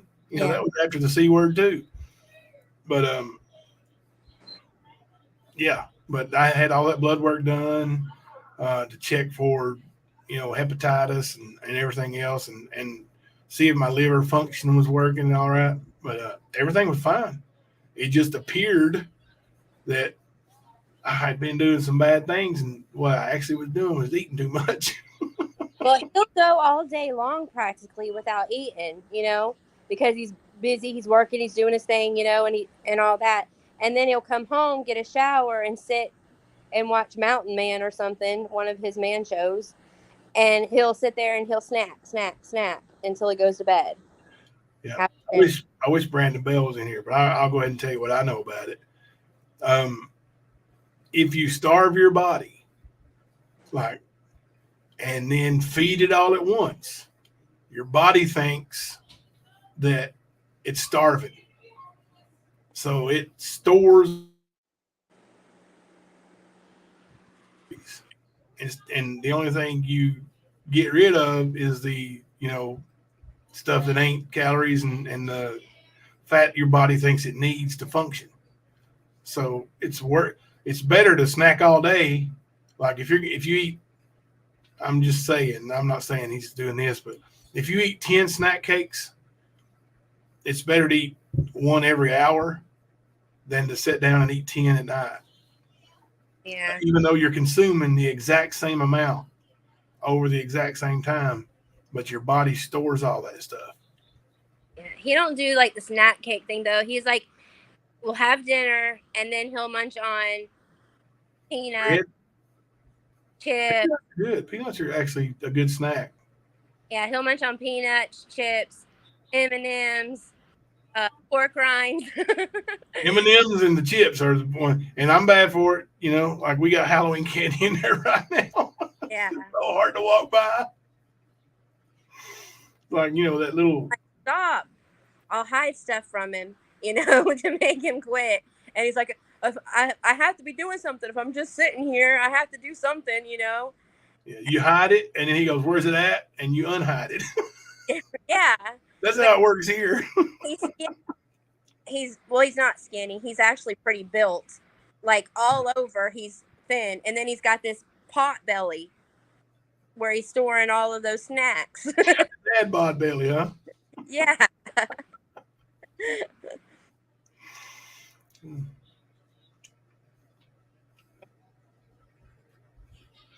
Jimbo, you were in a bad way. How are you moving at 65%? When I was in the hospital, I wasn't moving. When I went to the hospital, like I said, I barely made it from my bedroom into the living room, kitchen area where Thelma was. And when I got in there, I told her, I flat out said, I ain't going to make it. I mean, I barely got it out. I couldn't breathe. It was the worst feeling in the world. Like, smothering is awful. And I know you said you've had that feeling with panic attacks. Yeah. Like, gosh almighty, that is so awful. Yeah. It puts you in a, terrified mode where you think that you're definitely dying, and you can't calm yourself down for nothing. And it's definitely scary.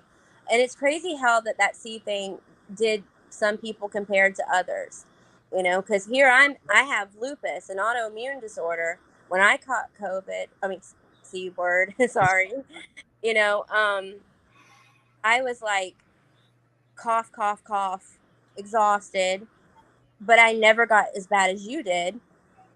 And you would be healthier than me. Well, as bad as I had it, like I said, and Thelma slept in the bed with me for the 10 days before I went to the hospital, right next to me, snuggle up at night.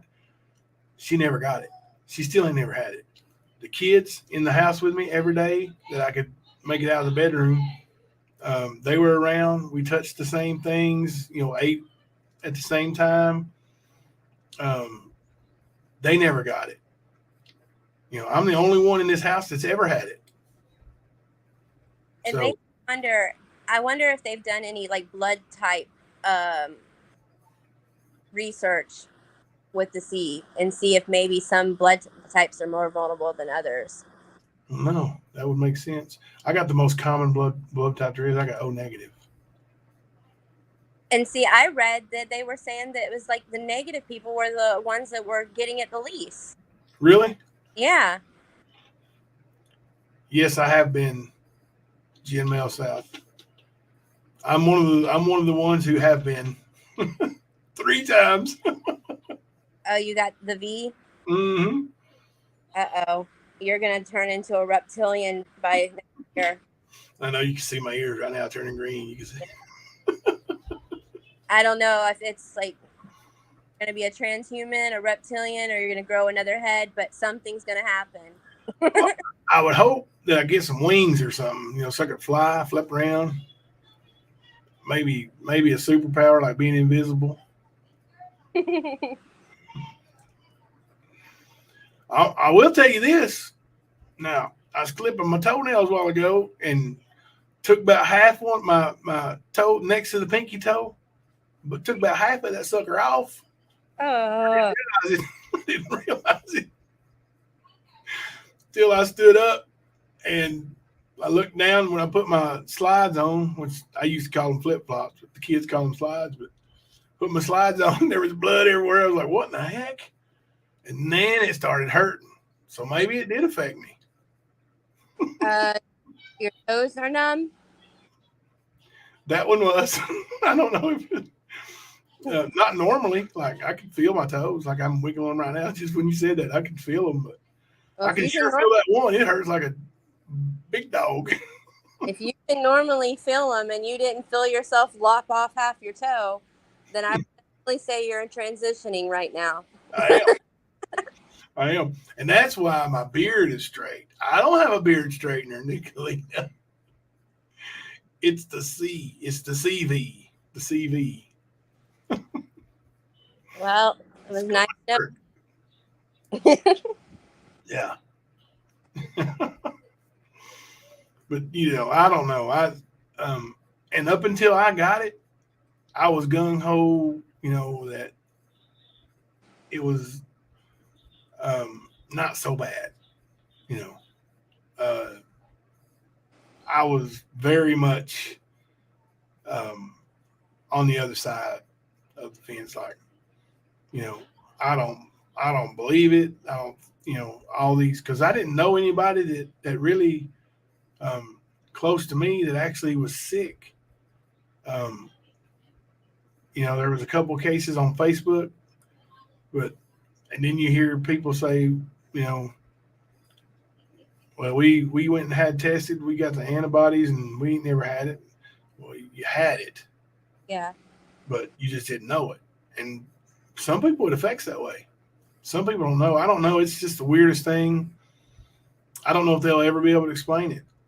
I was on the opposite side of that. While there was a lot of conservatives and Republicans and stuff that thought that the whole thing was just a complete hoax and that nobody's really getting sick and all of that, I thought that was me at first. I thought it was a bioweapon and that we were really in for it. I thought it was going to be worse actually than it really was. That's what happened. That's what, once I got it, that's what I told them. I was like, oh gosh, this is going to wipe out the world. Mm-hmm. Because when I got it in September of 2020, the V word didn't exist. It didn't come out until, was it January the next year when it first came, when they first released? I had it before we knew what it was too. So did my husband. They told him he had stage 4 COPD or something like that. And he doesn't, but he really just had the C and they didn't know what it was yet. He had it like September of 2019. He was in the hospital for 4 days. Yeah, when they don't know what it is, they just tag it with something. Yeah. They gotta have a reason to charge your insurance. They can't say we don't know what it is. He might not be sick. So they have to put something on there for the insurance. It's crazy. COPD. Yeah, because they did, chest x-rays and all of that. And he was on, I guess it's a ventilator, I think, where that you have to have help breathing and stuff. Mm-hmm. He was on all of that for like 3 days of the 4 that he was there. And then that's what they ended up diagnosing with and sent him home because they had no clue yet, And then I got it like 2 months after him. And I thought I just had the worst case of the flu that I'd ever had in my life. I remember like not being able to sleep because I just could not stop coughing, taking everything I could find, to try to feel better. Gen Mail, no. When I had it, the V hadn't been released. Like it didn't exist. So my family had not had it then. And Thelma got it shortly. I was able to get one of the first ones because I worked at the school. I was a substitute school teacher, basketball coach. So I was able to get it when the teachers got it. Here in Kentucky, the teachers were one of the first ones. Our school workers were one of the first ones to be eligible to get it. And then it's a couple months later when Thelma was able to get it, but the kids weren't able to get it because they were all under 18 for a few months after that. So it took a while for them all to get it. I need a charger to a laptop. Oh, Molly's. Yeah, please. Y'all quit talking about stuff. To figure I was right, so y'all need to just stop. Actually, everybody disagrees with you, huh? She don't agree with me. Who? Or did y'all change her mind? Did y'all double team her? Yeah. We're talking about Jimbo's near-death experience now with the C virus. Yeah. Oh, You can't say the real word or the YouTube gets you. Tell them in September 2020, I almost left this world. That was the most scariest thing that ever happened to me in my whole life. I was telling them how I had it for like 10 days before I came in there and told you I wasn't going to make it. Yeah. And then you all never got it. Nope. Nobody in the house got it. We was even tested. Yeah. They still ain't never got it. No. Lucky. But Means knock on wood. But I will tell you this. There was a research done, and I saw it on the TV. There was a doctor who did a research. Oh, no, she didn't see it on. Did you see it really on TV? Yeah, I really did. Oh, no. There was a research done, and if you were on vitamin D, 74% of his patients that was on vitamin D did not catch it. Oh, Yeah. never that stuff. I'm just saying, I was on vitamin D and I didn't catch it. Kids wasn't. No. But I'm just saying, no. They did say that vitamin D and zinc were really helping people. I know. He's trying to give me a hard time because I'm right about everything else but that. I'm right about that too, but he thinks I'm not right about anything. I've proven wrong on everything. She's like that. He's going to keep it up and I'm going to put him in the nursing home. She's like that guy on the movie Life. You know, that baseball player can't get right. Can't get right. Hey, Selena Dixon. So if he disappears from YouTube, y'all just know I put him in the local nursing home. Cammie, we can't say the name of the virus I got because when Brandon Maddox was here talking about it, I got a warning from the YouTube. Yep. You cannot discuss. Hang on. It's something about all the the reason why they block stuff on Facebook, misinformation, all that stuff. That was in there. There was a couple other things, but spreading misinformation. So we just don't say the C word or the B word. You're not allowed to have opinion on either one of them on YouTube. Right. I thought YouTube was relatively cool, but I guess when it comes to that one, they're not. Mm-mm. I found out the hard way. Well, I did not get a strike, but I got a warning. I told him ahead of time to not say it fully and everything, but he gets fired up and He's passionate. He's passionate. Cammie won a shirt. Hang on the wheel, but I never gave my address to have it mailed, and I want it. It was under Katie. I remember that, Katie, and I was looking for your an email from you. I do have you down on the list. If you'll email me with your address and shirt size, I'll send you one. Do you want a stand shirt? Oh, we got some Ernie Shell shirts now. Lightning Tiger. Don't have his picture on it. It's got a picture of the tiger. But it does say Ernie Shell on the bottom. D3 majors, new sales. I believe you, Mama C. D3, yeah.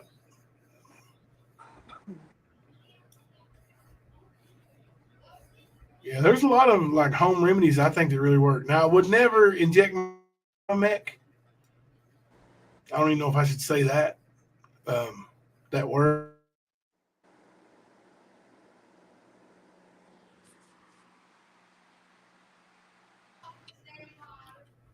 We used to give it to our bulldogs for skin conditions. It kept them from getting, heat rashes and stuff like that. So I don't know why a human would want to do that, but there's lots of them that do. I wonder if one of the reasons why, even though I have the lupus, I didn't get it like near as bad as my husband, is because I do take so many vitamins every day, to help me. I bet. I A bet lot it of is. lot of home remedy stuff I do all the time. Leslie B straight fell asleep and missed everything. You missed it, man. I had this creator come in here and we fought, clawed, and scratched, and I won. It was Alicia, and we was talking about Stephen Avery. Yeah, you knocked me clear out. To be continued. We're gonna go. Somebody sent me the transcripts for that murder trial, so I'm gonna upload them and we'll put them on the screen and go over them. That'd be fun. Sounds good to me. We see it all. I wonder. I'll look through it later, but I wonder if it's got like evidence that was introduced.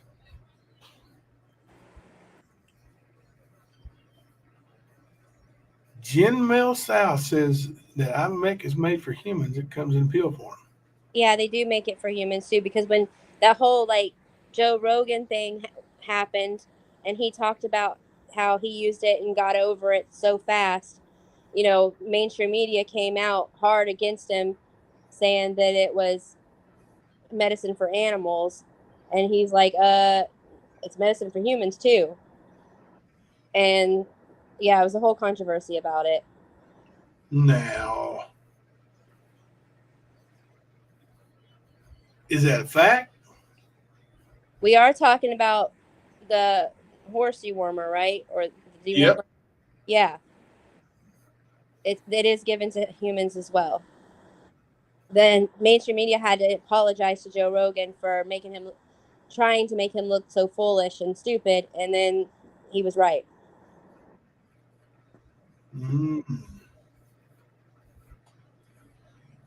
It is. I did look it up. It is. It's approved for humans for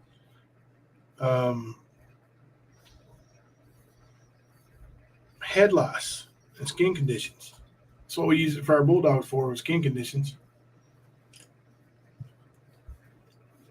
Wow. I wonder if you can buy it over the counter. I know you can buy it over the counter for the animals. You could buy it over the counter for the C virus in Mexico. There was tons of videos where people were posting of going into convenience stores in Mexico, and it's saying, get your virus treatment here. And it had vitamin D, it had zinc, it had turmeric, and then it had the intermedicine, however you say it, right there in a pack that you could buy. Wow. Mm-hmm. Mexico. I don't know about going to Mexico buying some stuff, but I hear you can go there and buy some body parts. Just don't take it with the water that they have. Right? Yeah, Tractor Supply where I get mine for the bulldogs. Of course, we only got one bulldog now, but that's where we buy ours at. But it's the one we buy is not for humans. I would surely guess that there was that it's for a different thing, right? Like, I don't know if there's a difference to it or not. I mean, because look at amoxicillin and stuff like that. It's the same for animals as humans. They don't change it up. I know we give our animals, like they get a cut or something and they limp and they're hurt. We'll get them, ibuprofen. Mm-hmm. It helps. So yeah. And animals can take Benadryl with allergy issues. So They sure can. I don't know. I'm not a scientist, but might be the exact same thing. You out here, Jimmy? See you, buddy. Night, Jimmy. He's headed to the bayou. That's wild. Yeah, I didn't know that about the old Ivermectin. You learn something every day. Now, Stephen Avery was telling me there was that Ivermectin. I wouldn't believe him. Or Steven. Anybody that has a beard, you can't trust. Oh, really? Maybe it's just a beard with a beard straightener. I do have a beard straightener. I gotta be honest. It's my fingers. I just pull on it, tug on it sometimes. Gotta pull it a little bit. I'm trying to pull it, make it longer.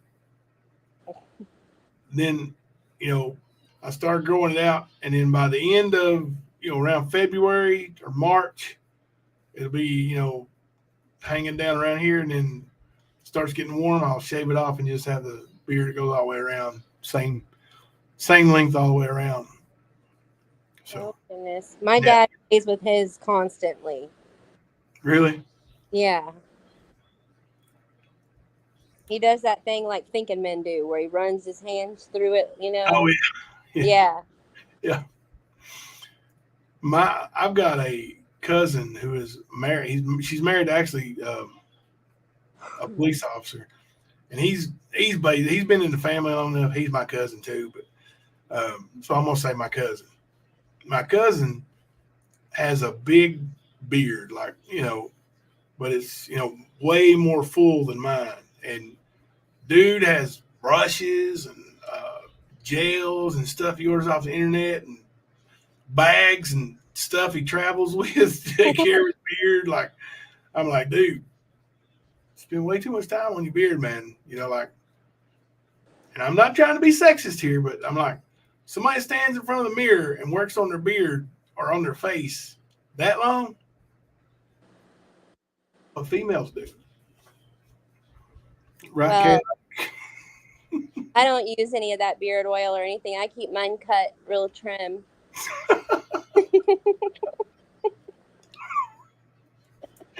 Nothing more sexy than a bearded lady.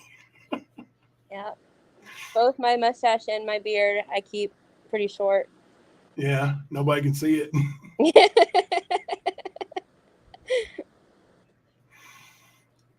Hunter was, he first started getting a little beard, He'd come in there and say, "Look, Dad, I got a mustache." Look. I looked at it and I was like, "Where's it at?" He said, "Look real close. It's coming out." I said, "There's a lot of people got mustaches just like it." And he goes, "Really?" I said, "Yeah, they're called women." My 14-year-old, he did that not too long ago. Look, Mom, look, it is kind of starting to come in a little bit on the sides, but not under his nose yet, He's immediately getting shaving cream, razors, and everything, He's all happy to finally start shaving. My 12-year-old just started getting his, and it's thicker than my 14-year-old, and it's driving him crazy. No. Battle of the beards between the kids. And the 14-year-old's going to be like, "Why does he get to grow out a beard quicker than I do?" My 14-year-old has sideburns, like really thick. Like he can grow out some sideburns when he wants to. But he's not getting the facial hair. He's a little, I don't know when boys are really supposed to get facial hair, but his is just really thin. And then my 12-year-old, he's not even completely through puberty, or even started really, and he's got a thick little peach fuzz mustache. Yeah, I don't know. It took me forever to get a full beard, and it's still pretty thin. It's not as thick as some people. But I was probably nearly 30 before it got to be as thick as it is now. And I don't know. I mean, I told Hunter, he's the other day, like, you already got more facial hair than I did when I got married. Look at them Duck Dynasty guys. Oh my gosh. They had some controversy here recently, didn't they? I don't know. Didn't the main guy, Phil, is it Phil, the dad? Phil Robertson? Yeah, I watch some of his preaching videos sometimes. Didn't he say some stuff that people took the wrong way? I'm sure. Maybe, insensitive. Probably. I wouldn't doubt it.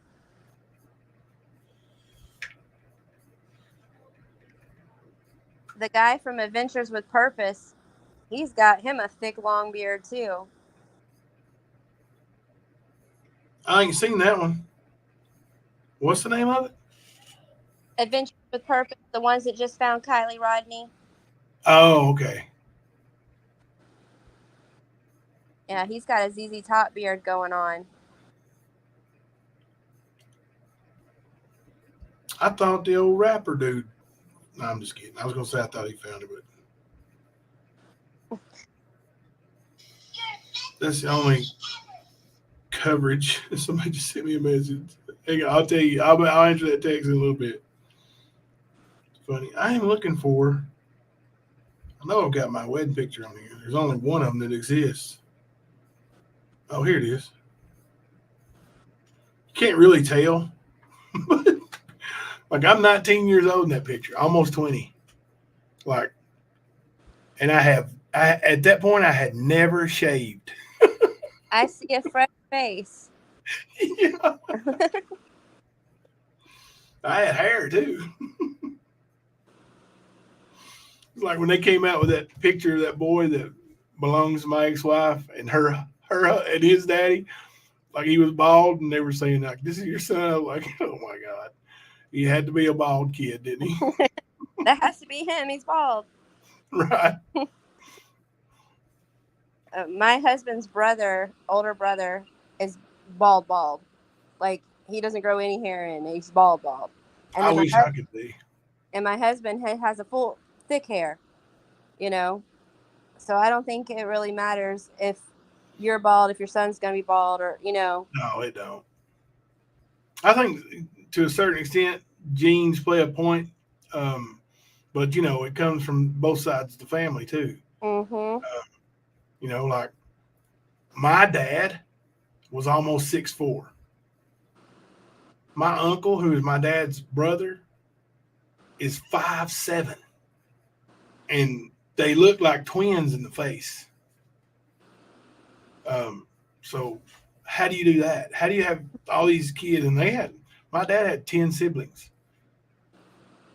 Yeah, I think 10. Yeah. My mom had 11. My dad had 10. But how do you have that many siblings or brothers and sisters and they be, you know, so much different? Like, you know, several of them have different colors. There was some blondes, some brunettes, you know, some of them have big, thick beards like you're talking about. Some of them have these little, you know, or it looks like they're trying to grow a beard. Genes are funny, I think. I have, like, dirty blonde hair. I was real blonde when I was young, but as I got older, it like became like a dirty blonde color. And then I have a sister who has hair that's almost black. It's so dark brown, it's almost black. And then my other sister is redheaded. Really? Yeah. Sarah Smiles, do you have 13 siblings? Wow. See, the first thing as a parent, when I hear that, I'm like, Christmas has to be hard. I have an aunt, my mom's sister. She has 16 kids. When they took away like layaway at Kmart and Walmart and all these places, it's crushing. It's horrible. Guys, it's awesome to be able to put something in layaway in August and pay on it every other week or so until, you know, December the 20th and then get it out. But shoo, that's hard, you know, paying. I couldn't imagine. 4 break me up. Why did they do that? Because, you know, even if people didn't follow through and get the item in the end, they still made money on their payments and everything. You know, Yeah, like free cash. Yeah, they still got the payments and then put the stuff back on the shelf and sold it anyway. Even if they sold it at have to sell it at a discount price or something, they still made money. I don't know why they took it away, because we used it growing up. My parents used it every year, and then I used it until they took it away. Yeah. Yeah, I would love some layaway. I had they have a PS5 up here, and that's what James has wanted for the last 2 years. And they have one up here, but they only sell it in a bundle, so it's $700. But I was like, "You have layaway?" Nope. Like, well, I guess when I get $700 free, I'll come up here and get it if you still got it. See, our layaway down here didn't let us do electronics. That was the only thing we weren't allowed to do was electronics. Mm-hmm. Sarah Smile said, "Yes, the layaway was key to Christmas back in the day. LOL. Bring it back, M. Effort." Right? Maybe we should all, maybe we should make a movement and everybody march to the Walmart or whoever headquarters and demand layaway. Or protest. Bring back layaway. I'm all for it. Walmart started layaway again, but they have a certain time block. They need to spread it out and get people longer to pay. Yeah, a few years ago, the Walmarts around here were doing it, but it started, like right at the end of August. Mm-hmm. But they don't do it anymore. Like they don't even do it here at all anymore. They did have it here. I want to say it was probably 5 years ago. They brought it back for a short period of time, but yeah, it was, you only had 3 months or something. And then it was only like clothing, household goods, and sporting goods that you could put in. Yeah, there were certain items you couldn't even lay away. Yeah. Yeah. And then they took it away again. So. Yeah. Sarah's awesome. Bring it back. Bring back layaway. Let's get the chant going. We get them. We get them all the way. Hey, we're all over the place here. Let's go. And I also remember. I think Leslie being there having break some legs. I also remember Walmart's was better than Kmart's because Walmart was like 10% down, and Kmart you had to put like $100 down. Yeah. At least $100. Yeah. Mm-hmm. It was either 10% or at least 100. And I think one of the stores, which I can't remember, Target or we used to have a store in Harlan called Magic Mart. I don't know if you've ever seen one of those. Mm-mm. But I think it was something like 20% down or at least $100. And like whatever you put down at whichever store that was, you didn't get back regardless.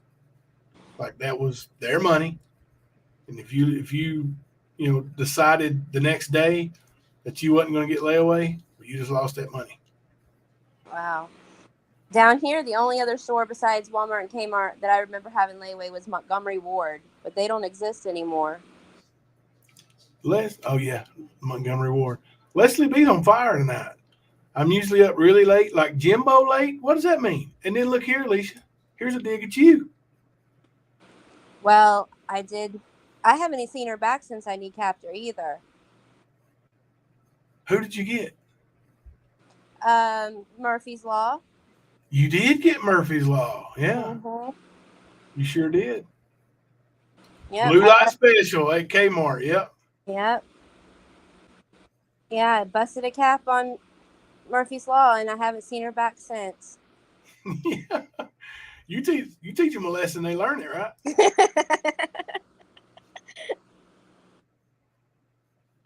Jen Mail, really? I looked into ordering dry ones on Amazon, makeup, and to make syrup, but I don't know what I'm getting on Amazon. Wish I had access to elderberry. Sarah Smiles is so, I don't know how to put it. Awesome. Creative. Awesome. Like those shirts and this stuff that she's made, the earrings, the magnets, and I'm thinking about getting my ear pierced just so I can wear the stand earrings. Don't be surprised if you see me down there flaunting them Saturday. I don't care. Both ears too. Now, back in the day, they didn't like both ears. They said bad things about you. But now I think both ears might be okay. Pikeville still has a Magic Mart. Man, that'd be cool. Just drive over and see it. I swear. I ain't been to Magic Mart in so long. My mom, when they put Kmart in Harlem, my mom got a job there. It was like she worked there until they closed it. So she was the 605 clerk. Somebody brought a return. Mom was the one who sent it back to the company. Said it didn't work or whatever. I had one of the coolest dreams the other day when I took a nap. And I think it came from, I was telling my boys driving around town, man, I wish you guys could see what town used to look like back in the late 80s, early 90s. And I was explaining to them how there was way less traffic and better restaurants and all of that. When we got home, I laid down and I took a nap. And I had a dream that I went back in time. And I could see everything the way it was when I was young. Like I was there. It was so real. Wow. That sounds cool. Yeah. You might get me too. Sarah Smile said she makes so much more, I'd be surprised. I'd love to see it. For real. What are you saying, Leslie? Ashwagandha. She got a bunch of laughing faces out there. I have no idea what she's talking about. It's a different language, I think. Sounds like it. Well, it is getting late.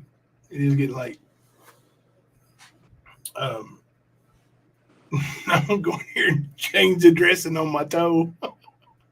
And I've still got a bunch of stuff to do to get ready because I've got to work tomorrow before we leave out tomorrow night. Cool. You have an estimated time of arrival here in the Grand Kentucky? Probably about 11 o'clock Thursday morning. Oh, driving through the night. Yeah. Less traffic. Yeah, we like driving through the night because there's so less traffic and stuff. And then you put on the radio and talk and sing. My husband will be completely driven crazy by the time we get up there, just so you know, because I'll have serenaded him for 11 hours. You got a playlist ready? Yep, I do.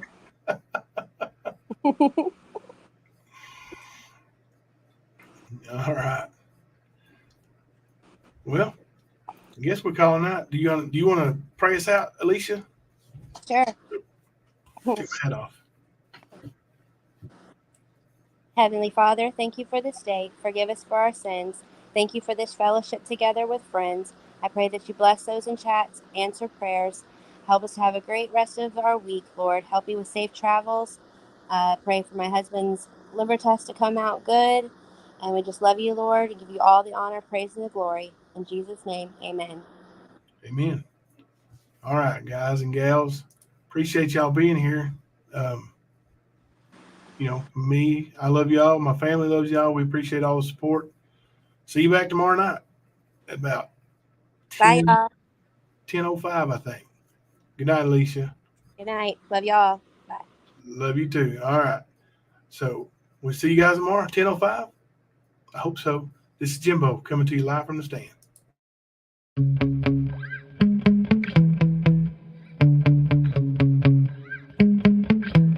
Yeah. Sometimes I get so mad, there's no controlling me. My thoughts get so bad, I'm like, I might grab a bat, I don't know. My wrath, my blood boils over like, oh God, here goes. I lost all feeling from my head to my toes. You said some shit that I can't let go, so just stay tuned for the rest of the show. So have you ever felt betrayed? Switches how you see things, realize something needs change. Cause I know you got me up, let me show you what's up. Cause enough is enough. I'll take a face full of pavement just to make a statement. I know there's no turning back. Oh God, adrenaline wasted, so mad I can taste it. I know there's no turning back.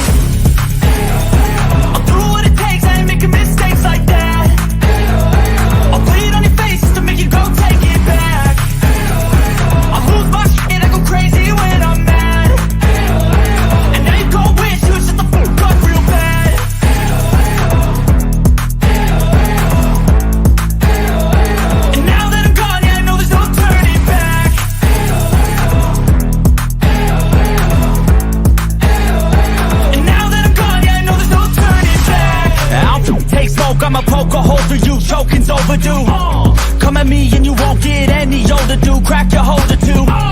Heating up inside of me, blood so violently. Thanks for trying me. Now it's finally time to see how this rivalry becomes my dynasty.